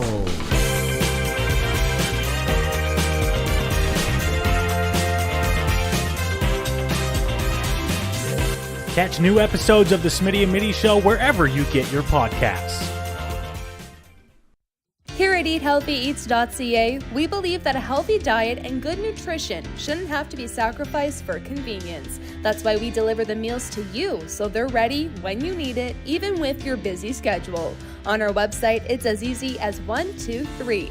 Start by picking your meals from our seasonally curated menus made from local produce. And after that, the rest is up to us. We'll cook, package, and deliver your meals right to your door twice a week. Then eat and repeat. It's that easy. EatHealthyEats.ca, from farm to folks. Go beyond the scores and get to know the athletes who call the Forest City home. Game Day London brings you in-depth stories and conversations about London's major teams and athletes. Whether it's the London Knights, Nationals, or Lightning, or even your London Majors, Game Day London has you covered. For fresh and engaging sports coverage, visit GameDayLondon.com. Game Day London, proud sponsor of your London Major. Welcome back to Labatt Park. It's Canada Day, Majors fans. Happy Canada Day to all those watching at home. We get a look at some flags here in downtown London. And Noah, is that the courthouse we're seeing right now? I can't tell from my angle. Our camera operator has a gorgeous view that I do not from my perch here at the press box. I'm trying to figure out where that is on the skyline. That is not the courthouse. That looks like it is out there on Bankers Row, perhaps. I can't tell. But what a shot. Fantastic here as we welcome you back inside the ballpark. Can Beautiful we see those? shot. Are those just I think we can beneath see the them. courthouse? The new courthouse, I should say. Yeah. I think that's what we're seeing. I think so, but we've got a tree kind of blocking it from our point of view. You got a great look at it from your camera there. But from here, we can't tell where those flags are. Either way, we're happy to have you here at Labatt Park. 6th inning about to get underway. Noel McGarry-Doyle, top of the order for the Barrie Baycats due up. Boone out there on the mound for the London Majors through 5 fantastic innings for the Majors so far. London scored 2 in the second and 4 in the third to put themselves up 6-0. The first offering from Boone to McGarry-Doyle is a breaking ball that just misses high for ball 1. Good location there on that breaking ball by Boone. Doesn't get the call to start the inning. Good buzz in the ballpark tonight as well. Into the windup. Here's the 1-0. That's in there for a called strike one. A ball and a strike now on McGarry Doyle, the left fielder for Barrie. The left fielder as well as the top of the order for the Baycats here. So Boone works through the order yet another time here to start this top of the 6th inning. Into the windup. Here's the 1-1 from Boone. McGarry Doyle doesn't chase. Doesn't matter. It's a called strike two. A ball and 2 strikes now. We've seen Boone so far in what we like to call a pattern, right? Curveball, fastball. Not too predictable, but enough that he keeps on throwing off the batters. Breaking ball called. Strike 3. McGarry Doyle goes down looking. It's the 3rd strikeout of the ball game for Noel McGarry Doyle. And for Owen Boone, that's double digits. He's got 10 in this contest. Yeah, we're seeing a vintage Owen Boone performance tonight here at the Forks of the Thames, as he moves up into double digits in the strikeout category with that one. Boone has been fantastic so far. He's got to deal with Royce Ando now, who's 0 for 2 in the ball game. Boone looks in for the sign from his catcher, Robert Mullen. Into the windup. Here's the pitch. It's a called strike one to the Barrie second baseman.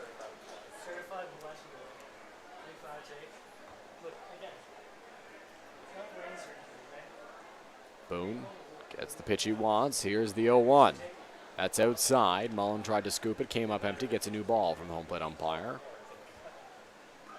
1-1. Boone doing a fantastic job over the course of this ball game and really into the mid-innings here of getting ahead of batters. You mentioned, I think a couple innings ago, that his first pitch strike rate was up over 80%. And that is honestly right around where we see Owen Boone. It's one of his favorite pitches to do is just get ahead of guys, whether it's with the curveball or going to the fastball. Strike one is the most important. That pitch swung on and missed by Ando, so a ball and 2 strikes now. And this season, Boone has been very good with the first pitch strikes.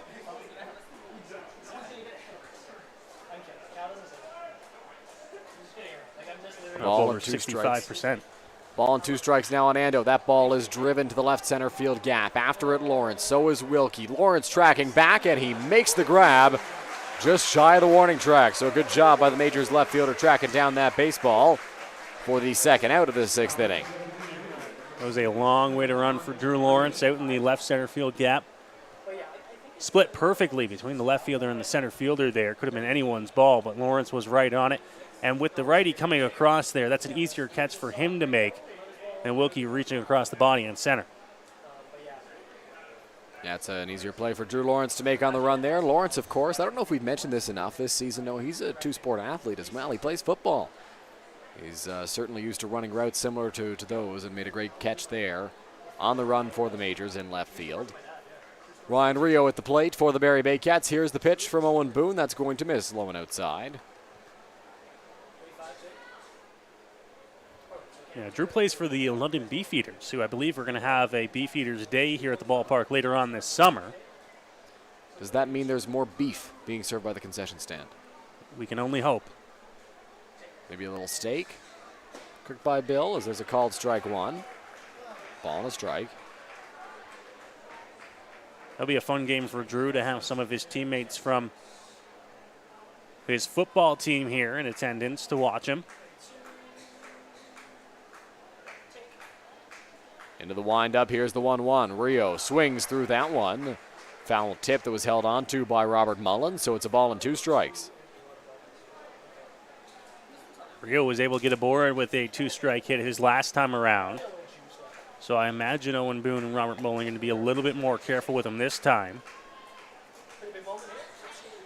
The 1-2 on the way, swung on and missed, strike 3. Rio foul tips it right into the glove of Robert Mullen on a beautiful breaking ball by Owen Boone. It's yet another strikeout for the Majors right-hander, number 11 in the ball game. He is through 6 scoreless at Labatt Park.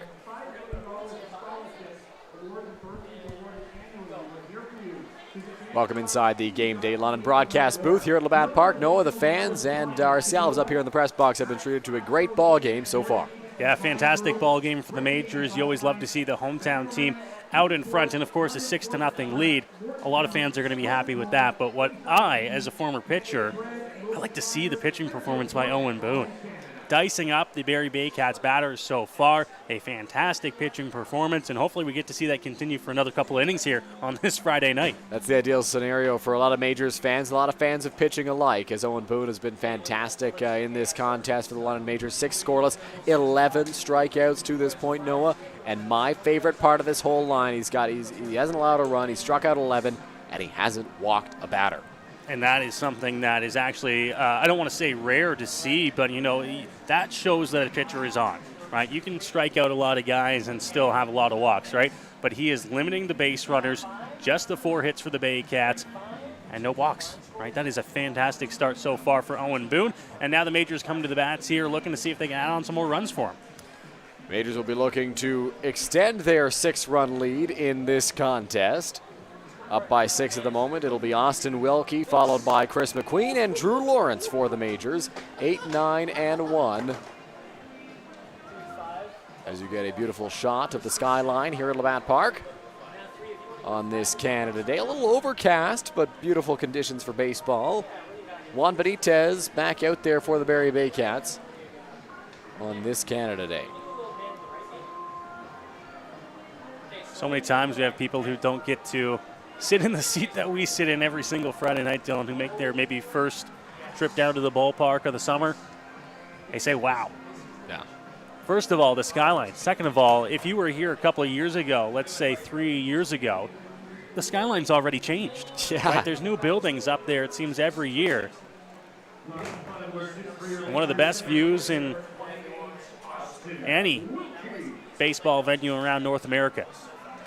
One of the times that sticks out to me last year when the Barrie Baycats made their first trip to London, a lot of the Baycats players were making their first visits to Labatt Park, and they were taking videos, and our good friend Dante DeCaria was up here, and he was just amazed at the view that we had from the press box, as that is swung on and missed by Austin Wilkie. And I think sometimes we almost take it for granted that we get to sit here every Friday night, look at this beautiful downtown skyline, sit in a beautiful ballpark, great press box. It's pretty special.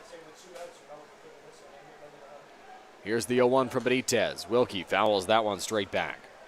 Dante hopped on the broadcast with me last weekend, and he was actually telling the story about how he had the game on. He was watching us on the Majors game while he was calling a Regina Red Sox game. And he said that the owner said, wow, look at that skyline, right? Like, it is something that I don't want to say to be jealous of, but it is something that if you haven't seen it before, is quite the view. Absolutely it is. Here's the 0-2. It misses, and it's a ball and 2 strikes to Austin Wilkie now. Good pitch location there from Benitez. Doesn't get him to chase as he is into the 6th inning here to work. Up at 100 pitches on the nose now, and back to that skyline. You got trees, you've got skyscrapers. It's just gorgeous all around. That one will miss as well. So 2 balls and 2 strikes to the Majors center fielder. It's a couple of close pitches there on 2 strikes to Austin Wilkie. That Benitez just couldn't get him to budge. Benitez takes a breath. Shakes off his catcher once. Into the windup. He's got the sign he wants. Here's the pitch. That one will miss as well. So 3 balls and 2 strikes on the Majors center fielder. Wilkie will step out, gather his thoughts here before a big pitch coming up. You wonder if Benitez and Shepard change anything here. 0-2, they've gone low 3 straight times. Here's the 3-2. Wilkie lines that one. It's into the glove of Malik Williams, ranging over to his right. A good play by the Baycats first baseman on that liner. Ranging over to his right side there to make that play. Nice catch to reach across the body by Malik Williams, who has quite a reach as well. And he gets that first down, a big first out for Benitez and the Baycats to keep this game still within reach. So Chris McQueen will step up for the London Majors. He's 0 for 1 in the ball game today. He struck out swinging and then walked in his next plate appearance. Has yet to put a ball in play for the Majors. Benitez goes into the windup. Here's the first pitch to McQueen. That is going to miss low for ball 1. And no, we talked about how we weren't sure if Benitez was going to make it through 6 innings. He's at 104 pitches through 5 1/3 right now. And as long as he doesn't run into trouble here, Noah, I think he should be able to make it through 6. Going to try his best here as he has McQueen and then back up to the top of the order. I think if we get back to Byron Reichstein, though, no, I think that'll be the end of the night for Juan Benitez. But if he's able to get 1, 2, 3 here for the Majors, he'll be through 6 innings. Having given up 6 runs, 4 of them earned. Benitez, as he's progressed tonight, his jersey has become more and more untucked. So now he's going to take a second to tuck it back in and get set out there on the mound once again to face Chris McQueen, who he's behind in the count against, 2-0. And the crowd cheering Benitez on. We apologize. Benitez losing a grip there on his pants. happens to the best of us, no? It does. 2 balls and no strikes. Here's a pitch to Chris McQueen. That is on the inside corner for strike 1. Great job to battle back there after McQueen got up in the count 2-0. Now he moves it to 2-1 here on the Majors second baseman. That one is on the ground towards third. On the run throw to first, not in time. A nice effort there from the third baseman on that last play, but Chris McQueen is able to reach first base safely for the Majors. There's not a player in this league at third that is going to come up and be able to make that throw to get Chris McQueen. He just runs too fast. Placed in a perfect spot. And he's going to be aboard here with 1 gone in the inning. Chris McQueen just chopped that baseball towards third base and was able to reach first. Owen Jansen tried his best to get that out, but could not record it. So Drew Lawrence steps up. Lawrence 0 for 3 in the ball game. As McQueen standing over at first base, the lead just shy of the cut of the grass. Benitez a move over to first. McQueen back with a dive safely.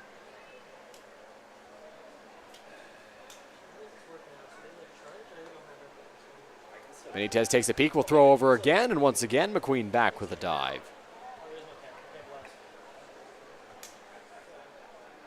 Benitez peeks over towards McQueen at first. Comes set. Here's the offering. McQueen on the run. It's going to miss low. The throw from the catcher is not in time. McQueen is safe at second base. He's got himself a stolen base. That was a really good throw, actually, to try and get McQueen from Shepard. Just a little bit late, and then the hop in the grass slowed that one down enough.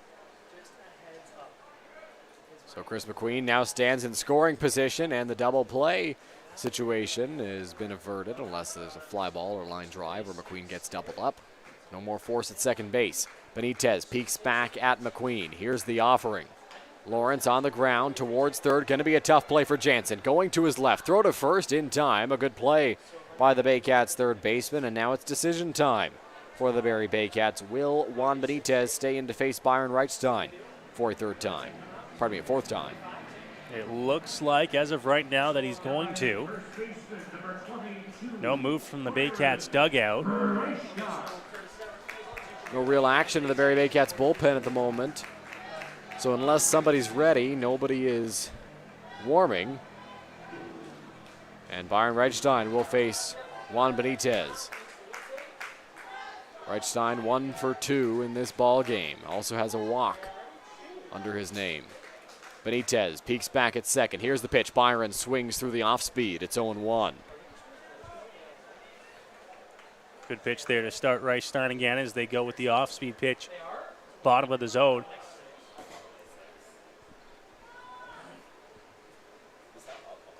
Benitez looks in. Waits for the sign he wants from Shepard. Here's the offering inside in the dirt. It's going to miss, and it's ball 1 to Byron.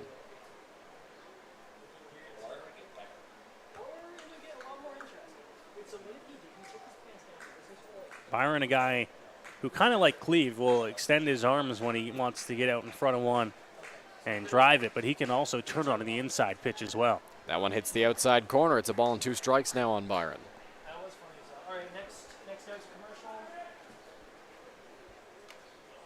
Benitez gets up 1-2 here. He's looking to try and get through this 6th inning of work. He'll step off here and reset. Tough part of the order here for the Majors. A ball and 2 strikes on Byron Reichstein. Cleveland Brownlee waits on deck. Benitez steps off one more time. trying to get on the same page here. Comes set out there on the mound. The 1-2 to Byron. Swing and a miss. Strike three. Benitez happy with that pitch to retire Reichstein and the side for the Majors. London leads 6-0 as we head to break. You're watching the Majors and Baycats on this Canada Day Friday on Majors TV. My name's Tiffany Creasy, and I take care of the sales and marketing at Rickard Promotions and Recognition. Some of the things that we do at Rickard Promotions and Recognition is we bring your brand to life. We kind of put your logo on anything that you can give away or brand, and we can service clients right across Canada. At Rickard Promotions and Recognition, we can take care of your designing of your logo for any artwork that you need done for the branding. And a lot of people don't realize we can do that here. We also have our in-house production that we take care of your order from start to finish right here at our one location. So with keeping everything in-house from graphic design to in-house production, we're able to get you your order a lot quicker with a faster turnaround time. We'll help gather your ideas together, give you some options to kind of narrow down the search for you, whether it be from your apparel to promotional products. And from there, we'll get your mock-ups done, proofs done, order done, and the quality control is right there all along the way for you.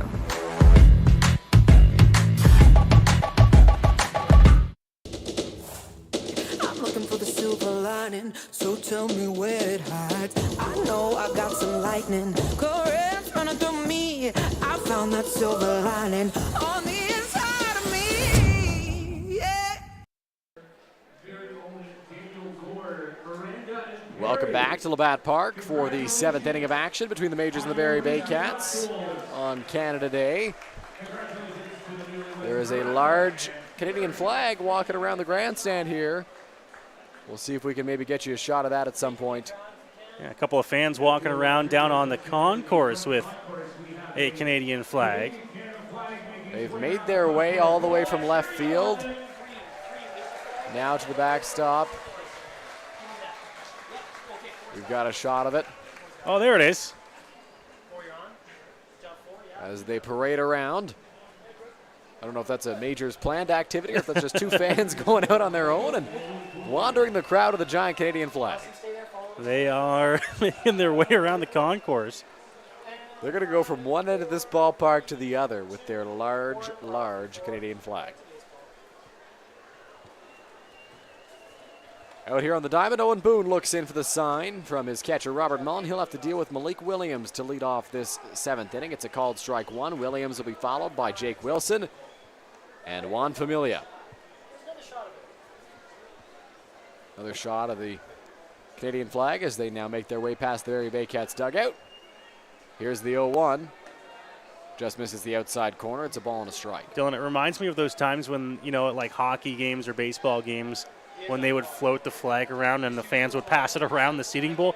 This is these fans wanting to do it, but also not wanting anybody to touch their flag. They want to make sure that they keep that flag and that nobody's germs get on it. On the ground towards shortstop. Candell makes the play, fires a strike over to Reichstein at first, and that is the first out of the 7th inning. Good start there for Owen Boone. Gets the ground out off the bat of Malik Williams, and quickly one gone here to start the 7th.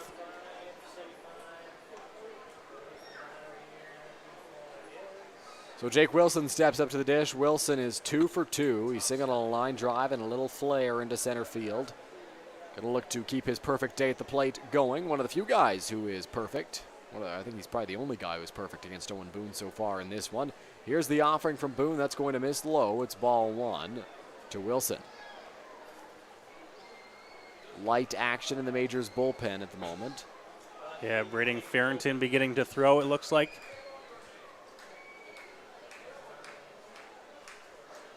Into the windup goes Boone. The 1-0 is going to miss high. 2 balls and no strikes. And Boone up at 91 pitches through 6 1/3 innings.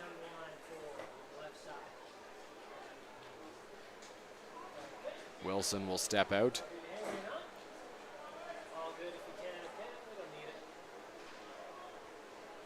Boone looks in. Takes a breath. Into the windup he goes. Here's the 2-0. That's going to miss outside. 3 balls and no strikes. Boone a little bit frustrated out there on the mound. Yeah, missed on a few straight there. Now he finds himself in a 3-0 hole.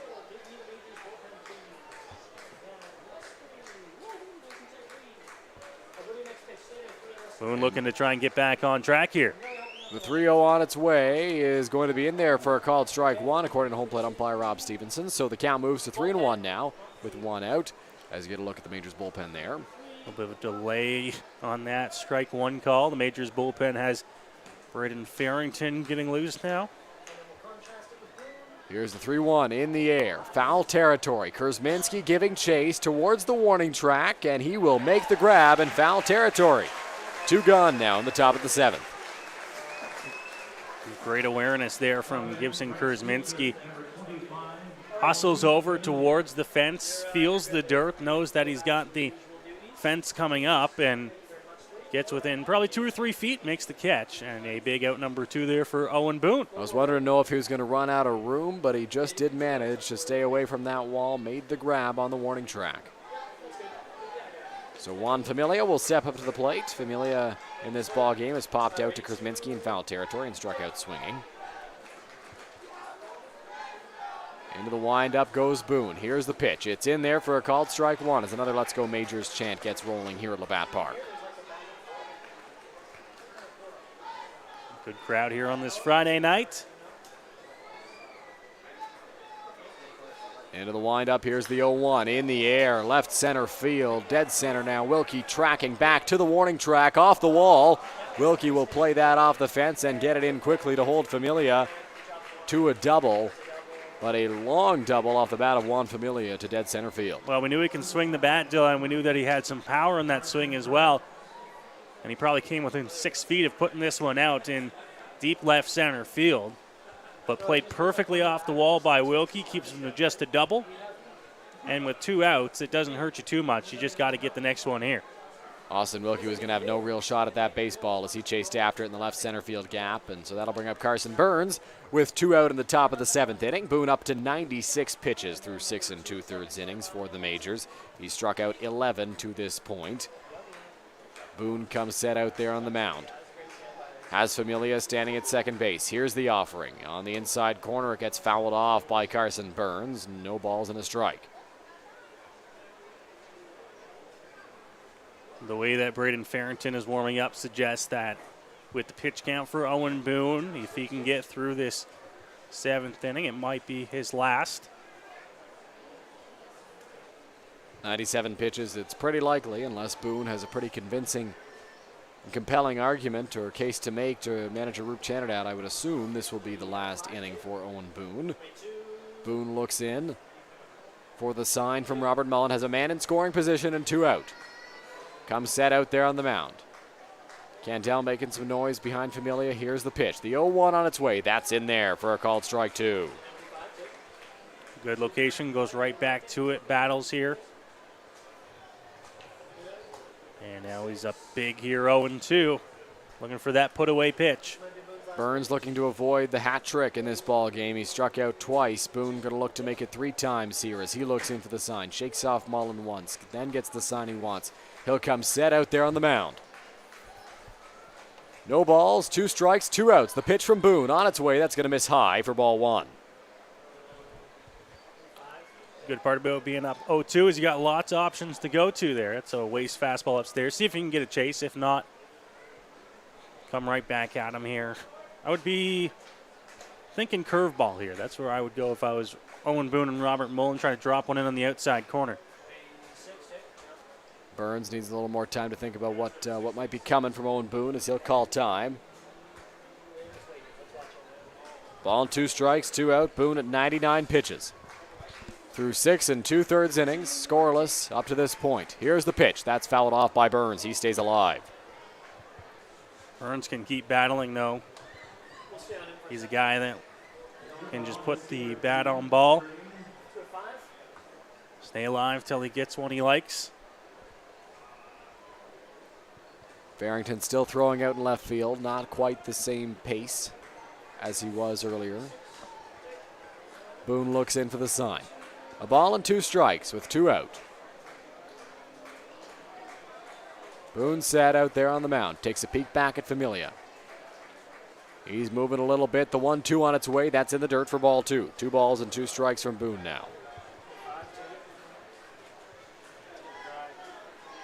Familia causing some commotion back there at second base. Owen Boone looked back a couple of times there. I think one extra time, as he might be in the head of the Majors right-hander here in the 7th. Boone set out there on the mound. Peeks back at Familia. Taking a couple of hops. The 2-2 on its way. Swung on and missed by Burns. Strike 3. Boone's got 12 strikeouts through 7 scoreless innings for the Majors. He's been dominant to this point, and the Majors continue to lead 6-0. Big strikeout there for Owen Boone at the top of the 7th as you see him getting the handshakes on the way to the dugout, and that is probably going to signal the end of the line for Owen Boone, and with that closes another fantastic performance with 12 strikeouts. Fantastic outing for Owen Boone in this one. It is stretch time here at Labatt Park as fans get up and move around. A beautiful crowd here in this ball game. Fans have come out in droves to support their team on Canada Day. And with the Majors leading 6-0, they are happy to be here. They're having a good time, and they can now get up, move around, sing and dance a little bit here at Labatt Park. Dylan Baker, Noah Smith with you.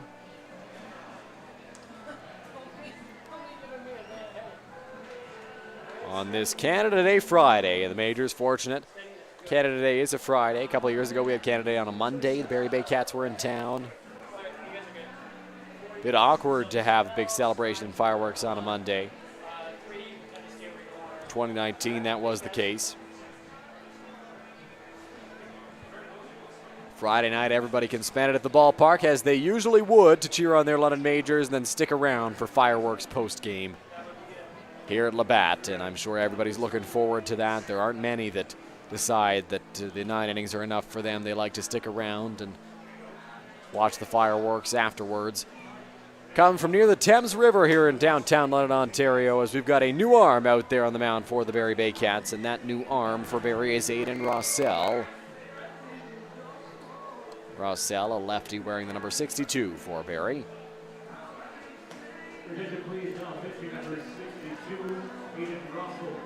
Rossell in 8 games this season is 1-0 with a .225 earned run average, 8 innings pitched. Pitched an inning in each of those games, or close to it. He's averaging an inning each of his outings. 6 strikeouts, 6 walks this season. So just under a strikeout per inning pitch. So Rossell will face Cleveland Brownlee, Robert Mullen, and Starling Joseph for the London Majors in this bottom of the 7th inning. Brownlee in this ball game 1 for 3 at an RBI double earlier. The infield is shifted. 3 infielders on the left side. Get a look at it there. Here's the pitch to Brownlee. That's going to miss up and away for ball 1-1. Benitez finishes at 113 pitches through 6 innings. Allowed 6 runs, 4 of them earned. As Rossell missed the first pitch. Here's the 1-0 on its way. Brownlee in the air. Sky high, not overly deep. McGarry Doyle takes a couple of steps in and will make the grab for the first out of the bottom of the 7th inning.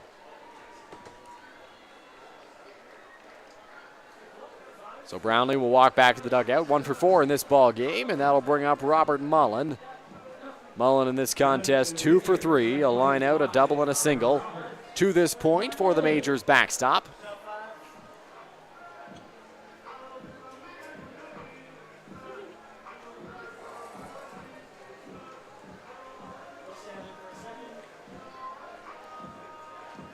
Mullen will face Rossell for the first time in this ball game.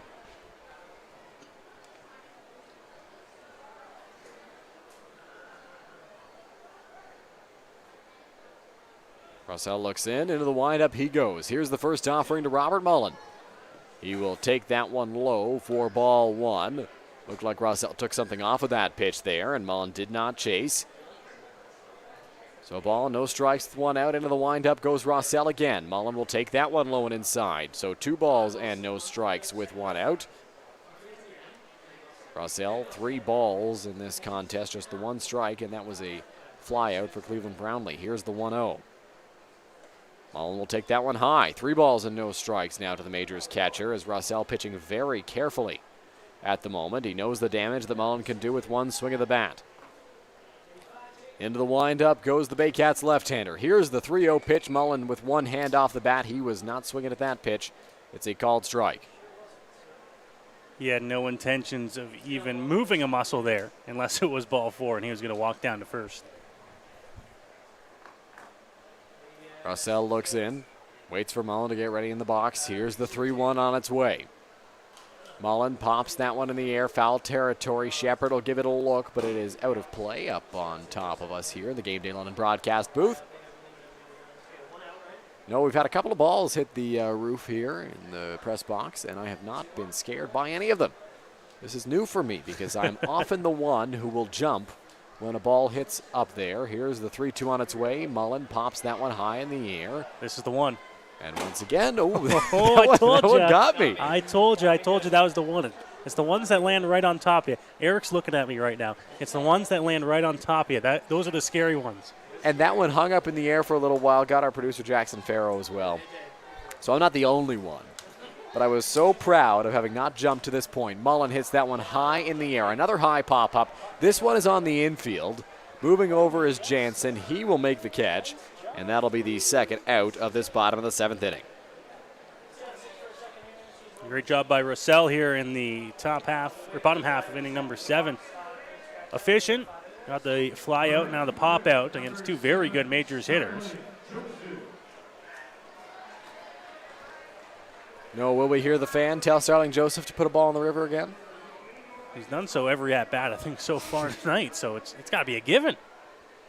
Keep your ears peeled. Joseph digs into the batter's box. He's 0 for 2 to this point. Struck out twice, once looking, once swinging, was hit by a pitch in his first plate appearance. Rossell into the windup. Here's the offering. Joseph belts it to left field, but that ball is well foul. He was ahead of that breaking ball, and Starling Joseph nearly made that fan's wish come true. Just a little bit out in front of that one. Otherwise, he might have been rounding the bases.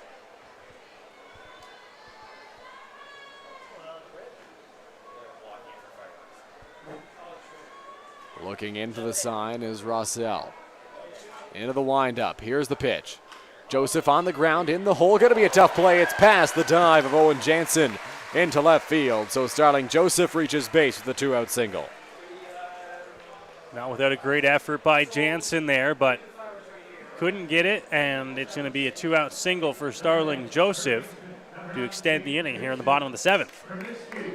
So Gibson Kurzminski will step up to the plate for the London Majors. 2 for 3, a single, a double, and a strikeout in this contest. And for the first time tonight, we'll see Kurzminski bat right-handed for the Majors. Switch hitter will face the lefty Rossell for the first time. Rossell looks over at Joseph, comes set out there on the mound. Here's the offering. In there for a called strike 1.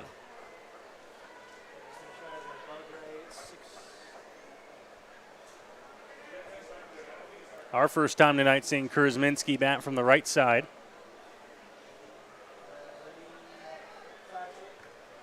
Rossell sets, looks over at Joseph.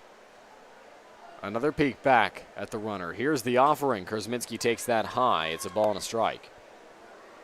You watch him take BP, Dylan. I don't know if you can pick out if he's better from the right or the left, if he's more confident from the right or the left.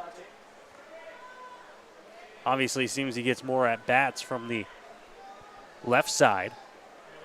Most hitters are naturally left-handed, and they will get a lot of their ABs from the left side. But they are able to hit right-handed when the time arises, and that is the case right here as Rossell comes set out there on the mound. The lefty looks over at first. Here's the offering. Kurzminski will take that one in there for a called strike 2. Great job there by Russell. Gets himself up in a 1-2 count here, and he's just one good pitch away from working through the bottom of the 7th inning. Got to come up with one more good one, though. Russell sets out there on the mound. 1 ball, 2 strikes, 2 outs. Here's the pitch. On the move is Joseph. Swung on and missed by Kurzminski. And that will retire the side in the bottom of the 7th inning. We're through 7 complete here at Labatt Memorial Park. The Majors lead 6-0 on Majors TV.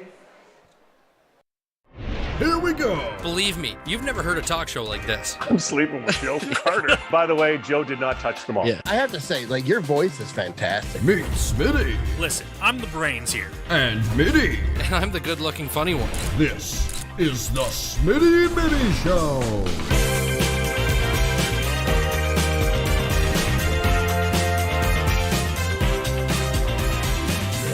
Catch new episodes of the Smitty and Mitty Show wherever you get your podcasts.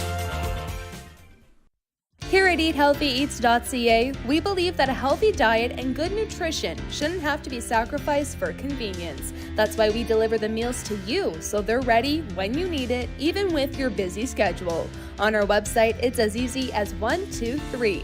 Start by picking your meals from our seasonally curated menus made from local produce. And after that, the rest is up to us. We'll cook, package, and deliver your meals right to your door twice a week. Then eat and repeat. It's that easy. EatHealthyEats.ca, from farm to folks. Go beyond the scores and get to know the athletes who call the Forest City home. Game Day London brings you in-depth stories and conversations about London's major teams and athletes. Whether it's the London Knights, Nationals, or Lightning, or even your London Majors, Game Day London has you covered. For fresh and engaging sports coverage, visit GameDayLondon.com. Game Day London, a proud sponsor of your London Majors. We are back here on Majors TV coverage of the Intercounty Baseball League. Barrie Baycats, London Majors here from Labatt Memorial Park. And Dylan, we go to the bullpen for the London Majors, the end of the night for Owen Boone, and Braden Farrington will take things over here in inning number 8. Before we discuss Braden Farrington's numbers on the year, just wanted to shout out Owen Boone for a fantastic performance. 7 innings, 5 hits, 12 strikeouts, no walks, no hit batters, 4 left on base. Just an all-around great outing for the Majors right-hander, and taking over is another right-hander in Braden Farrington, who this season has thrown 6 2/3 innings. He's got a 2.70 ERA in that span. He's allowed 10 hits and 2 earned runs. He struck out 5 and walked just 1. It'll be his job to get at least the next 3 outs and possibly more. We'll see what the plan is for Roop Chanadat, the Majors manager, and pitching coach Brand Wales. But for now, Farrington's out there for the 8th inning. First pitch from Farrington. That one hit hard, but foul. Out of the reach of Perrier, who's over at first base now, taking over. So Byron Reichstein's night is done. Dan Perrier takes over at first base for the Majors.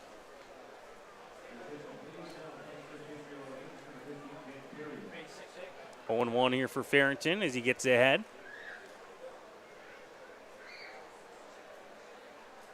Sky looks like it is clearing ever so slightly here.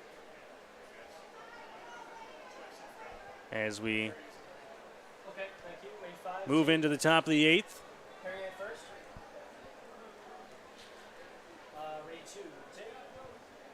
So Farrington grabs his sign from Mullen and he's ready to go. Pitch called a strike, and he gets way up here now. No balls and 2 strikes. Farrington doing a good job of pitching ahead in this at-bat to Dylan Shepard. Got the foul off just out of the reach of Perrier, and then a called strike with a breaking ball in the outside corner. See if Farrington can put him away. Here's the 0-2. Oh, just dropped the curveball on the outside part of the plate. Doesn't get it. It's 1-2. Very good pitch there from Braden Farrington. Just did miss the corner, I believe, is the call from the home plate umpire, Rob Stevenson. So Farrington will have to do it again here on 1-2. This one comes inside, and that one's going to hit him. So gets inside on Shepard, and it's going to be a leadoff walk here in the 8th inning for the Baycats. So hit batsman with 2 strikes is never what you want to do when you're out there on the mound if you're Braden Farrington. And now a runner stands over at first base. Number 9 hitter coming up for the Barrie Baycats. And Majors are up 6. They've got a bit of a cushion here, but you don't want to let guys on late in the ball game. Majors have been cruising so far through the first 7 of this ball game. The Baycats would love to try and turn that around here and switch the foot a little bit here in the 8th. 1-0 here as Farrington falls behind. Farrington couldn't find the outside corner there. Just needed to switch the flip, perhaps. I think I meant flip the switch. I'm glad you picked up on that, though. Curveball off the outer edge, and Farrington now falls behind 2-0. Farrington looking to paint the outside right now, and he's just not quite able to find that corner. According to the home plate umpire. Nearly had it on the past 2 pitches, nearly had it against previous hitter Dylan Shepard, but cannot quite get that corner. Ready to come again. This one hit high in the air. Center fielder Wilkie underneath it towards the track, and he'll be there to make the catch for a long, loud out number 1. Owen Jansen gave that baseball a ride to deep center field, but Wilkie was able to keep track of that baseball and make the grab right near the wall in center field for the first out. A good play by Wilkie there, tracking that ball down, and Farrington's got his first out of this inning.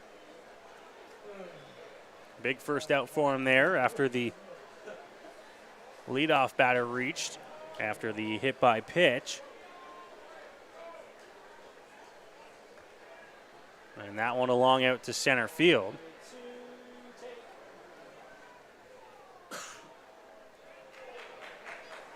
Called on the swing there, so it's 0-1 here for Farrington. Good pitch there from Braden Farrington, getting the check swing that was ruled a swing. And getting ahead in the count on McGarry Doyle, who's 0-for-3 with 3 strikeouts against Owen Boone. Looking to change the course of his evening so far. Didn't have any luck against Boone. Here's the 0-1 delivery. Dropped in there by Farrington. So he gets up 0-2 here. And now we'll see if he can find that put-away pitch.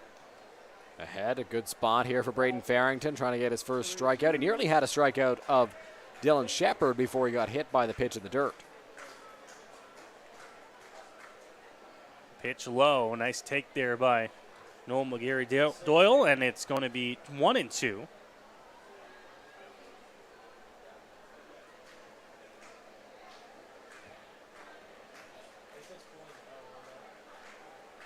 Baycats have a runner on. That's Shepard over at first. Fouled off at the plate. So he stays alive.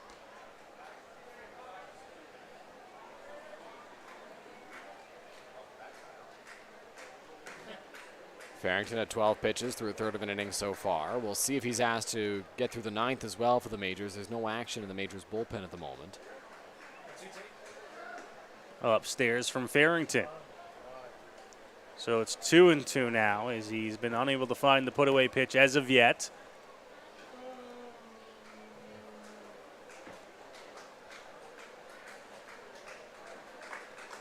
Fans trying to cheer along Farrington here through the 8th inning. Here's the delivery, hit on the ground, over to first. Perrier picks it up, throw to 2 in time, and they'll get just the force out at 1, and then tripped up on his way to first is McGarry Doyle, but he's in there safely. It's going to be a tough play for the Majors to make. Perrier running over, making that play, throwing to second base with the speed that McGarry Doyle's got. They never really had a shot to get the runner over at first base as somebody's lighting up flares out in the left center field gap.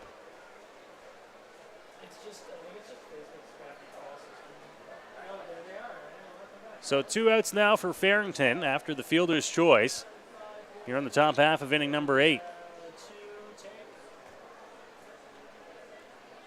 We're looking to get the Majors out of this inning.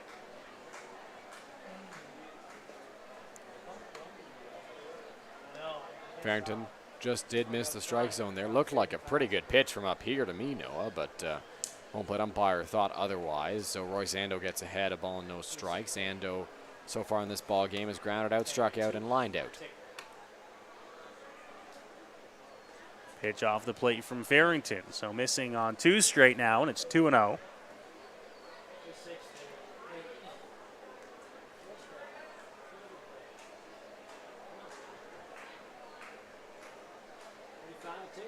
Rio stands on deck for the Baycats.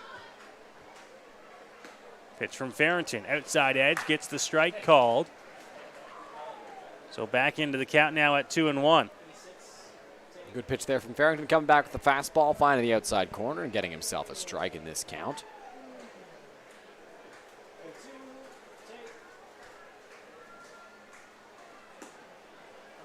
Now another strike. That one once again on the outside edge, and now Farrington's worked it back to 2-2. Farrington with another good pitch to hit the outside corner there for the Majors. 2 balls, 2 strikes. He's got a couple of different options to go with here against Ando. We'll see what he goes with. It's a 2-2 count. Runner goes. Pitch to the plate, fouled back. Ando got a piece of it to stay alive.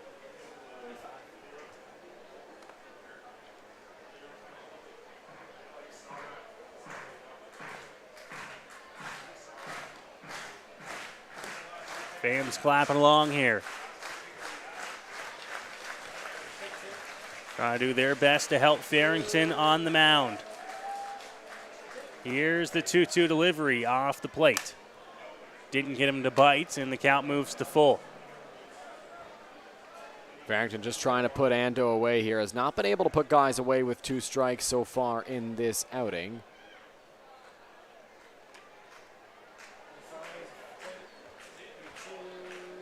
Got another chance here, but it's a 3-2 count. The runner will get a move. This one's going to be fouled off into the seats, and a fan with the glove just missing out on a nice catch there. But we'll redo the 3-2.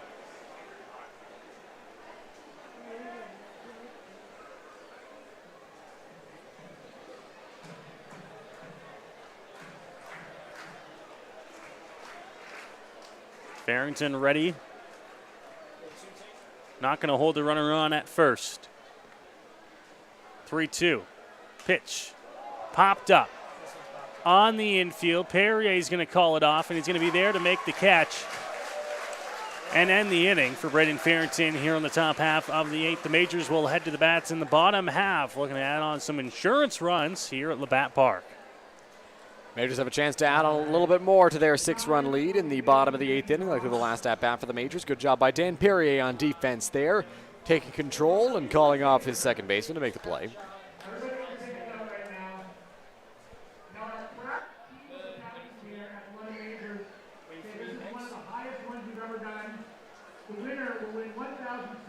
If you are watching at home and possibly making your way down to the downtown area for the fireworks tonight, or maybe you're taking in a fireworks show in your surrounding area. If you're coming downtown, remember that there are some road closures in place. We have seen the London Police Service taking over the bridge area and on Riverside Drive, which is already close to construction, but now taking it over to make sure that nobody is in the area as they get set for the fireworks show downtown. Some good viewing here at Labatt Park for the fans that are going to be making their way onto the field after the game to watch, and of course some awesome viewing areas along the river and in Harris Park. And just a reminder, if you're watching the game from the ballpark or you're planning on coming down for the fireworks, the grounds crew at Labatt Park ask that you do not go on the infield to watch the fireworks. You can sit on the outfield grass, you can sit on the infield grass, just don't sit on the dirt. They will need to take care of the dirt and get it all set for tomorrow and the slate of ball games at Labatt Park that are scheduled to take place tomorrow. So if you're coming down to the ballpark, if you're already here, don't sit on the infield, but you can go anywhere else to watch the fireworks here at Labatt, I believe. Yeah, that is, and I think the preference from the grounds crew is the outfield grass. Yes. Right, if you're going to take a seat out there, find a place out in right field, is probably going to give you your best view. Right, center, even left is going to still give you good views as well. Eric Collins here in the building getting fans amped up and ready for fireworks. As we mentioned, I think they're expecting around 10 o'clock here in London. The fireworks shows will begin. But before that, we've got to finish things off here at the ballpark as the Majors head to the bottom half of inning number 8, holding on to a 6-0 lead. And they will face a new arm out there for the Barrie Baycats. That is Brandon Hillier out there on the mound for Barrie. Hillier, a big righty, coming in to take over for the lefty Aiden Rossell. Hillier this season, we've seen him play a little bit of right field at times. for the Barrie Baycats this year. He's pitched in 8 games. It's a .216 earned run average. Has been doing a good job out of the bullpen for the Barrie Baycats, and the Baycats will be looking for a scoreless inning here as Cesar Cabral warms up in the Majors bullpen. That first pitch is going to miss low to Keith Candell, who will lead things off here in the bottom half of inning number 8.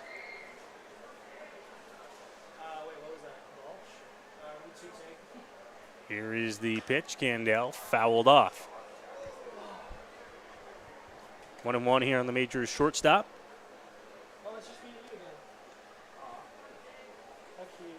Candell 0 for 2 in the ball game at a sacrifice bunt.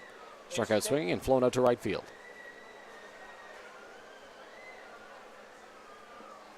Pitch missing low. And Candell will get up. Count in his favor, 2-1.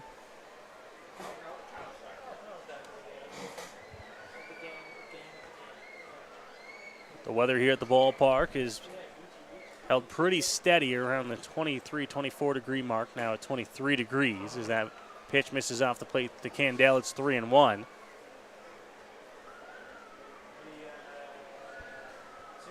Just a beautiful night for baseball, Noah. It really is.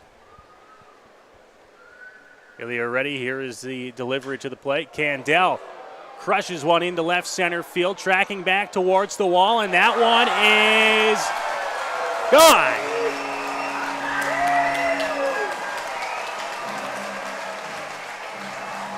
Keith Candell is swinging a hot bat, and that one was crushed to left center field. It's 7-0 Majors. Keith Candell has been on a roll all year long for the Majors. As the crowd gets into it to cheer on their shortstop, Candell now this season has hit 3 home runs. This was his 3rd.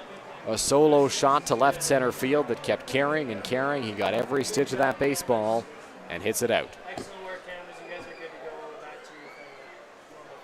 So a run across here as Hillier still looks for the first out. That one chopped out front of the home plate area, and a nice throw to one. He is going to be in time to get Austin Wilkie for the first out of the inning. Good bounce back for Brandon Hillier. A quick out. No, actually, I thought that ball was fouled off by Austin Wilkie at the plate, but it stayed in fair territory, and the catcher Dylan Shepard was able to make a nice play on that baseball, throw her over to first base for the first out. There's a little bit of a late reaction from almost everybody at the plate that, exactly like you said, we thought it might have been a foul ball.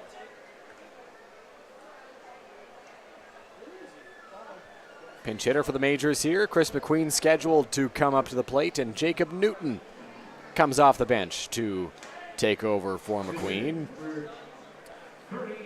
So Chris McQueen in this ball game struck out in his first trip to the plate, then walked and singled.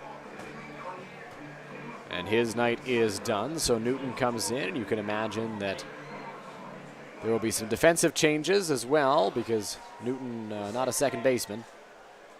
So expect to see some switches in the outfield more than likely. Or maybe a straight up switch. Newton will come out of the ball game after this at bat. Still to be determined.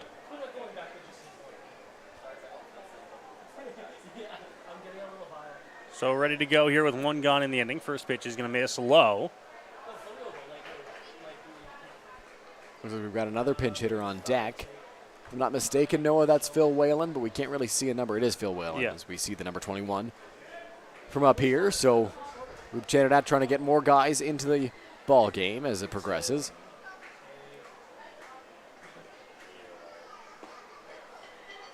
.0 is a strike to Newton, so Hillier evens it up at a ball and a strike.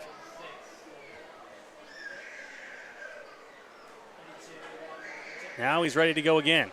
This one fouled off at the plate. And it's a ball and 2 strikes now on Jacob Newton, the pinch hitter. No, there's a baby that just heard that you didn't order a burger today, and it is appalled. I have been on food orders the last 3 games, Dylan. I think I've been on sausage instead of hamburger. Interesting. Hit down the line, chasing it, and just running out of room in left field, foul territory. It'll be a long strike there against Newton, 1-2.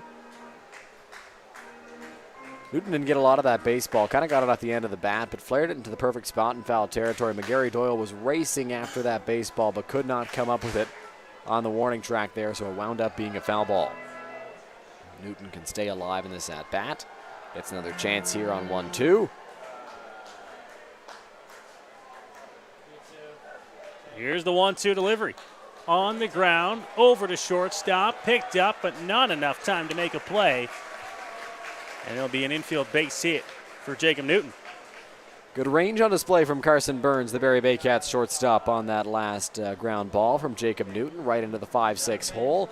Burns ranged over, played it on the backhand, but with his momentum taking him away from first base, and the speed of Jacob Newton just was not going to happen for the shortstop Burns. And Phil Welland will get a chance to hit with a runner at first base. The wave making its way around the seating bowl here at Labatt Park.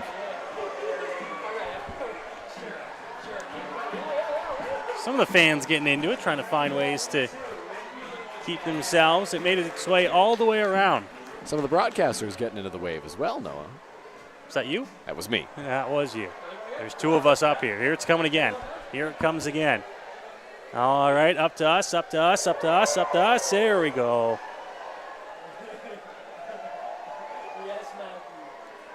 Ready to go here. Back out for the baseball action as that one's fouled off towards the Baycats dugout, and it gets out of play. And it's 0-1.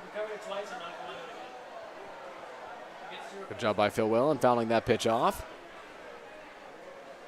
They tried to make the wave go around a third time, and it did not survive.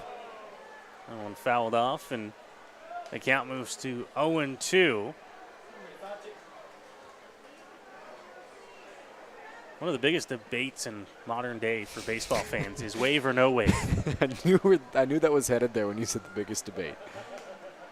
And that one's going to be caught on strike 3, and there's 2 gone. A quick strikeout there for Hillier for out number 2. So, Noah, where do you stand as Dan Perrier comes up for his first trip to the plate? Where do you stand on the wave? Are you a wave guy or a no wave guy? Because I know where I sit. I will be a wave guy, but it needs to be done, not overdone, I guess is the way to do it. If you're going to do a wave, the Majors fans did it here, and you saw it. They went around once, they came back the second time, it was strong, and that's where you need to end. Yeah. Right, you did it great twice, got the fans into it, it was cool, but maybe that's where it ends.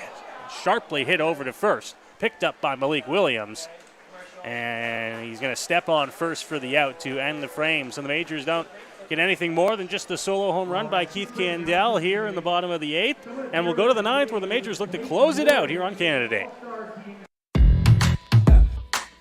My name's Tiffany Creasy, and I take care of the sales and marketing at Rickard Promotions and Recognition. Some of the things that we do at Rickard Promotions and Recognition is we bring your brand to life. We kind of put your logo on anything that you can give away or brand, and we can service clients right across Canada. At Rickard Promotions and Recognition, we can take care of your designing of your logo for any artwork that you need done for the branding.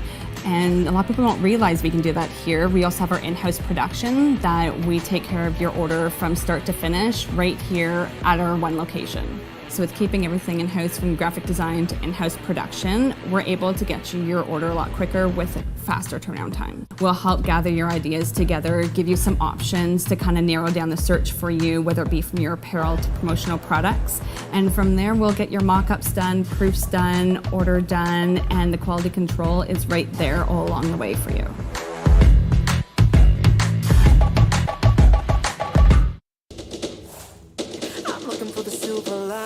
So tell me where it hides. I know I got some lightning currents running through me. I found that silver lining on the inside of me. Yeah. We are back here at Labatt Memorial Park here as we make our way towards the top half of inning number 9, and the Majors look to close it out. 7-0 to score.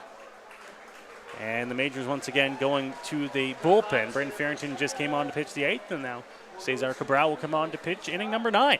So Cesar Cabral will come in, won't have an easy task at hand as he'll have to face Ryan Rio, Malik Williams, and Jake Wilson. It is 3, it is 4, and it is 5 for the Barrie Baycats as they look to claw their way back into this contest. Down 7 runs. It's not going to be an easy job for them, especially against a guy like Cesar Cabral. But we'll see what they can do in the 9th inning.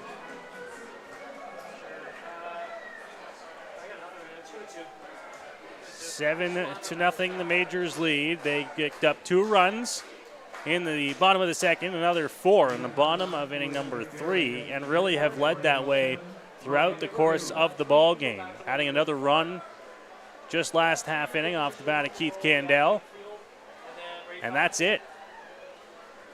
And now they'll look to close things out against the Baycats here on the top of the 9th inning.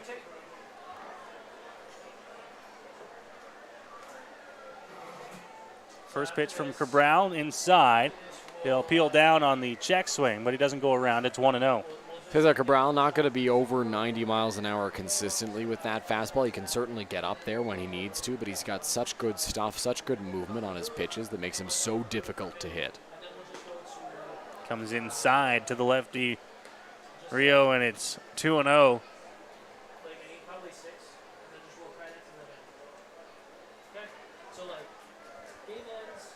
Lefty on lefty to begin inning number 9. Here's the pitch from Cabral. This one fouled off at the plate. So strike number 1 in the count, 2 balls and a strike. Good pitch there from Cesar Cabral, getting a foul off from Ryan Rio. Good pitch just off the end of the bat. And Cleveland Brownlee loosening up in the Majors bullpen. Sometimes he likes to just get down there and throw the ball around. Maybe get the fans talking. Well, he throws BP for the Majors. Inside, so it's 3 balls and a strike now. Now, ideally, you don't want your BP pitcher throwing in the game because, in theory, it becomes BP for the other team. He's just having some fun. Ready for the 3-1 is Cabral. Missing well outside. Can't find the zone. It's going to be a leadoff walk here in the 9th for the Baycats and Rio. And Cabral never really found the strike zone there against Ryan Rio. Got a foul off from the big lefty on that pitch from Cabral. But other than that, Cabral just could not quite find the strike zone and wound up giving up a walk to the leadoff man in this inning.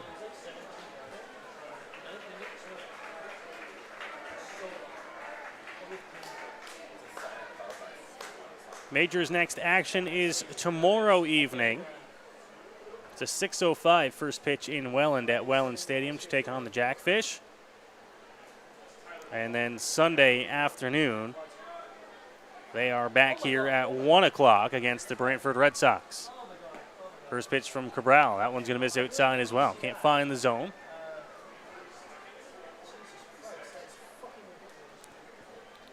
One ball and no strikes.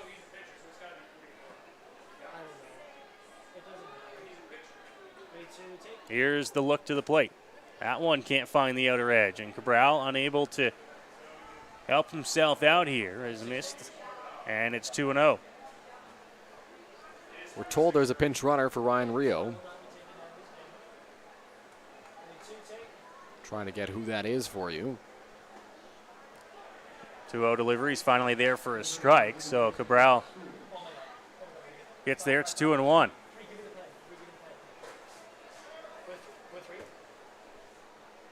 And there is the look at Brownlee, who we've talked about has been throwing in the Majors bullpen. And now that one's going to be hit into left field. So a base knock for Williams, and now the Baycats have a couple of men aboard here to start the 9th.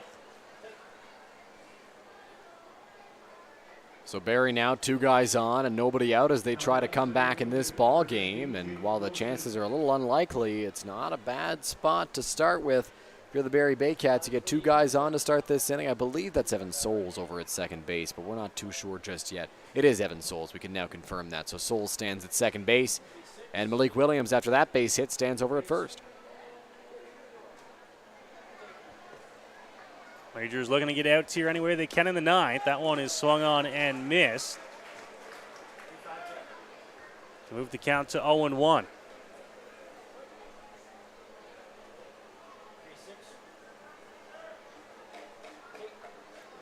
Cabral checks back at the runner at second. Comes to the plate, misses outside, even the count up at 1-1. Wilson has been one of the better hitters for the Baycats in this ball game at 2 for 3. He's singled twice.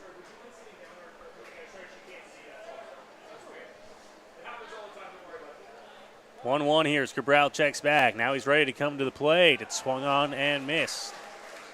Good location on that pitch, and it's 1-2. That's that good stuff that Cesar Cabral has. The off speed, the movement that he's got, had Wilson off balance there and got a swing and miss for strike 2.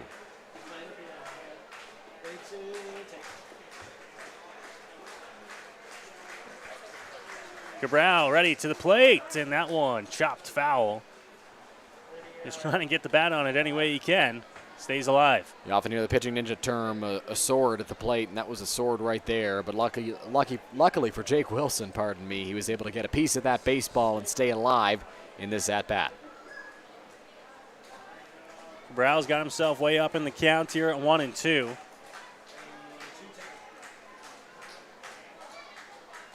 We're going to try and find out number 1, and he will on a strikeout. Gorgeous pitch there from Cabral, and there's one gone. Good job by Cesar Cabral there, coming back on Jake Wilson, striking him out. We saw all the good stuff that Cesar Cabral features in that at-bat. Got Wilson off balance several times, and then finally was able to put him away, get the strikeout for the first out of the inning. Still 2 guys on base, though, for Barrie.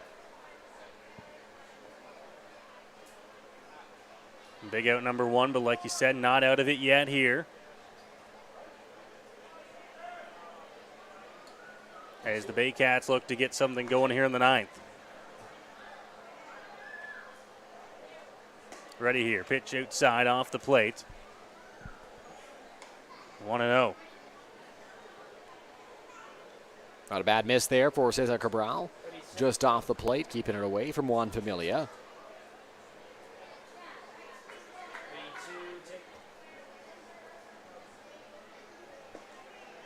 Yeah, the pitch inside. All the movement that Cabral's got there. That one just came in and missed, low and in on Familia. Could not get a chase, could not find the zone either. Cabral going to look to change that here on 2-0. And he's off the plate again. So 3 balls and no strikes. Cabral in danger of walking and loading the bases. Just one gone here in the top of the 9th inning. Cabral hasn't quite been able to find the zone consistently. Did a good job of it against Jake Wilson, but throughout the inning, as that'll be ball 4 to Familia, misses off the outside corner. Throughout the inning so far, he just has not been able to find that strike zone very consistently. I guess there's no other real word to use in that context because the bases are loaded now. Malik Williams had a base hit, but Rio reached, and so did Familia on walks, and now we'll have a pinch hitter. So we'll get a pinch hitter here. Looks like Cawley coming in to bat here for the Baycats in the top half of inning number 9. Yeah, Brendan Cawley has come into the ball game for Barrie to pinch hit for Carson Burns. Cawley this season, we saw him play third base in the Pack the Park game here at Labatt Park. Has played in 17 games for the Barrie Baycats. 4 runs batted in, batting .265 on the year. First pitch to him is going to be there for a strike, so Cabral finds the zone, and he gets ahead 0-1.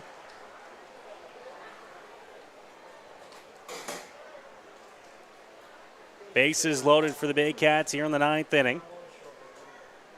Looking to try and make a dent in this Majors lead. Pitch to the plate is picked out of the dirt there. And the count evens up at 1-1.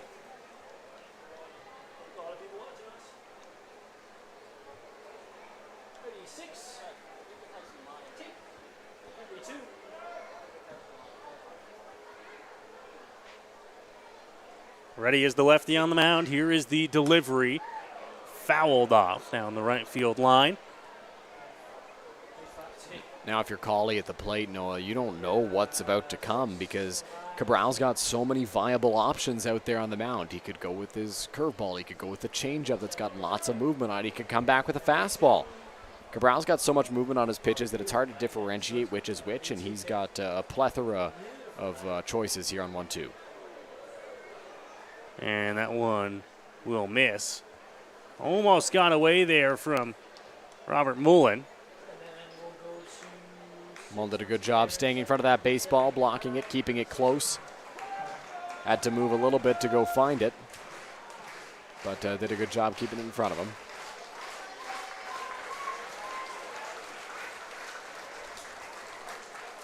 Fans here at Labatt trying to cheer on the Majors in the top of the 9th inning. Looking to close it out with a win here on Canada Day. Here is the 2-2 delivery. Ripped, caught at third base, diving, and it's a double play. That ends the ball game. A 7-0 London Majors win. What a play to end a fantastic night and a fantastic ball game for the London Majors. Gibson Kurzminski over at third base catches a rocket of a line drive on a dive and then dives to touch the base and get the double play. A beautiful play to end this one. A fantastic ball game for the London Majors. Owen Boone was electric out there on the mound. The offense was firing on all cylinders. Just an overall great performance for the boys in the pinstripes. So a big Canada Day win for the London Majors here, a 7-0 final score against the Barrie Baycats. The Majors will put up 7 runs on 11 hits.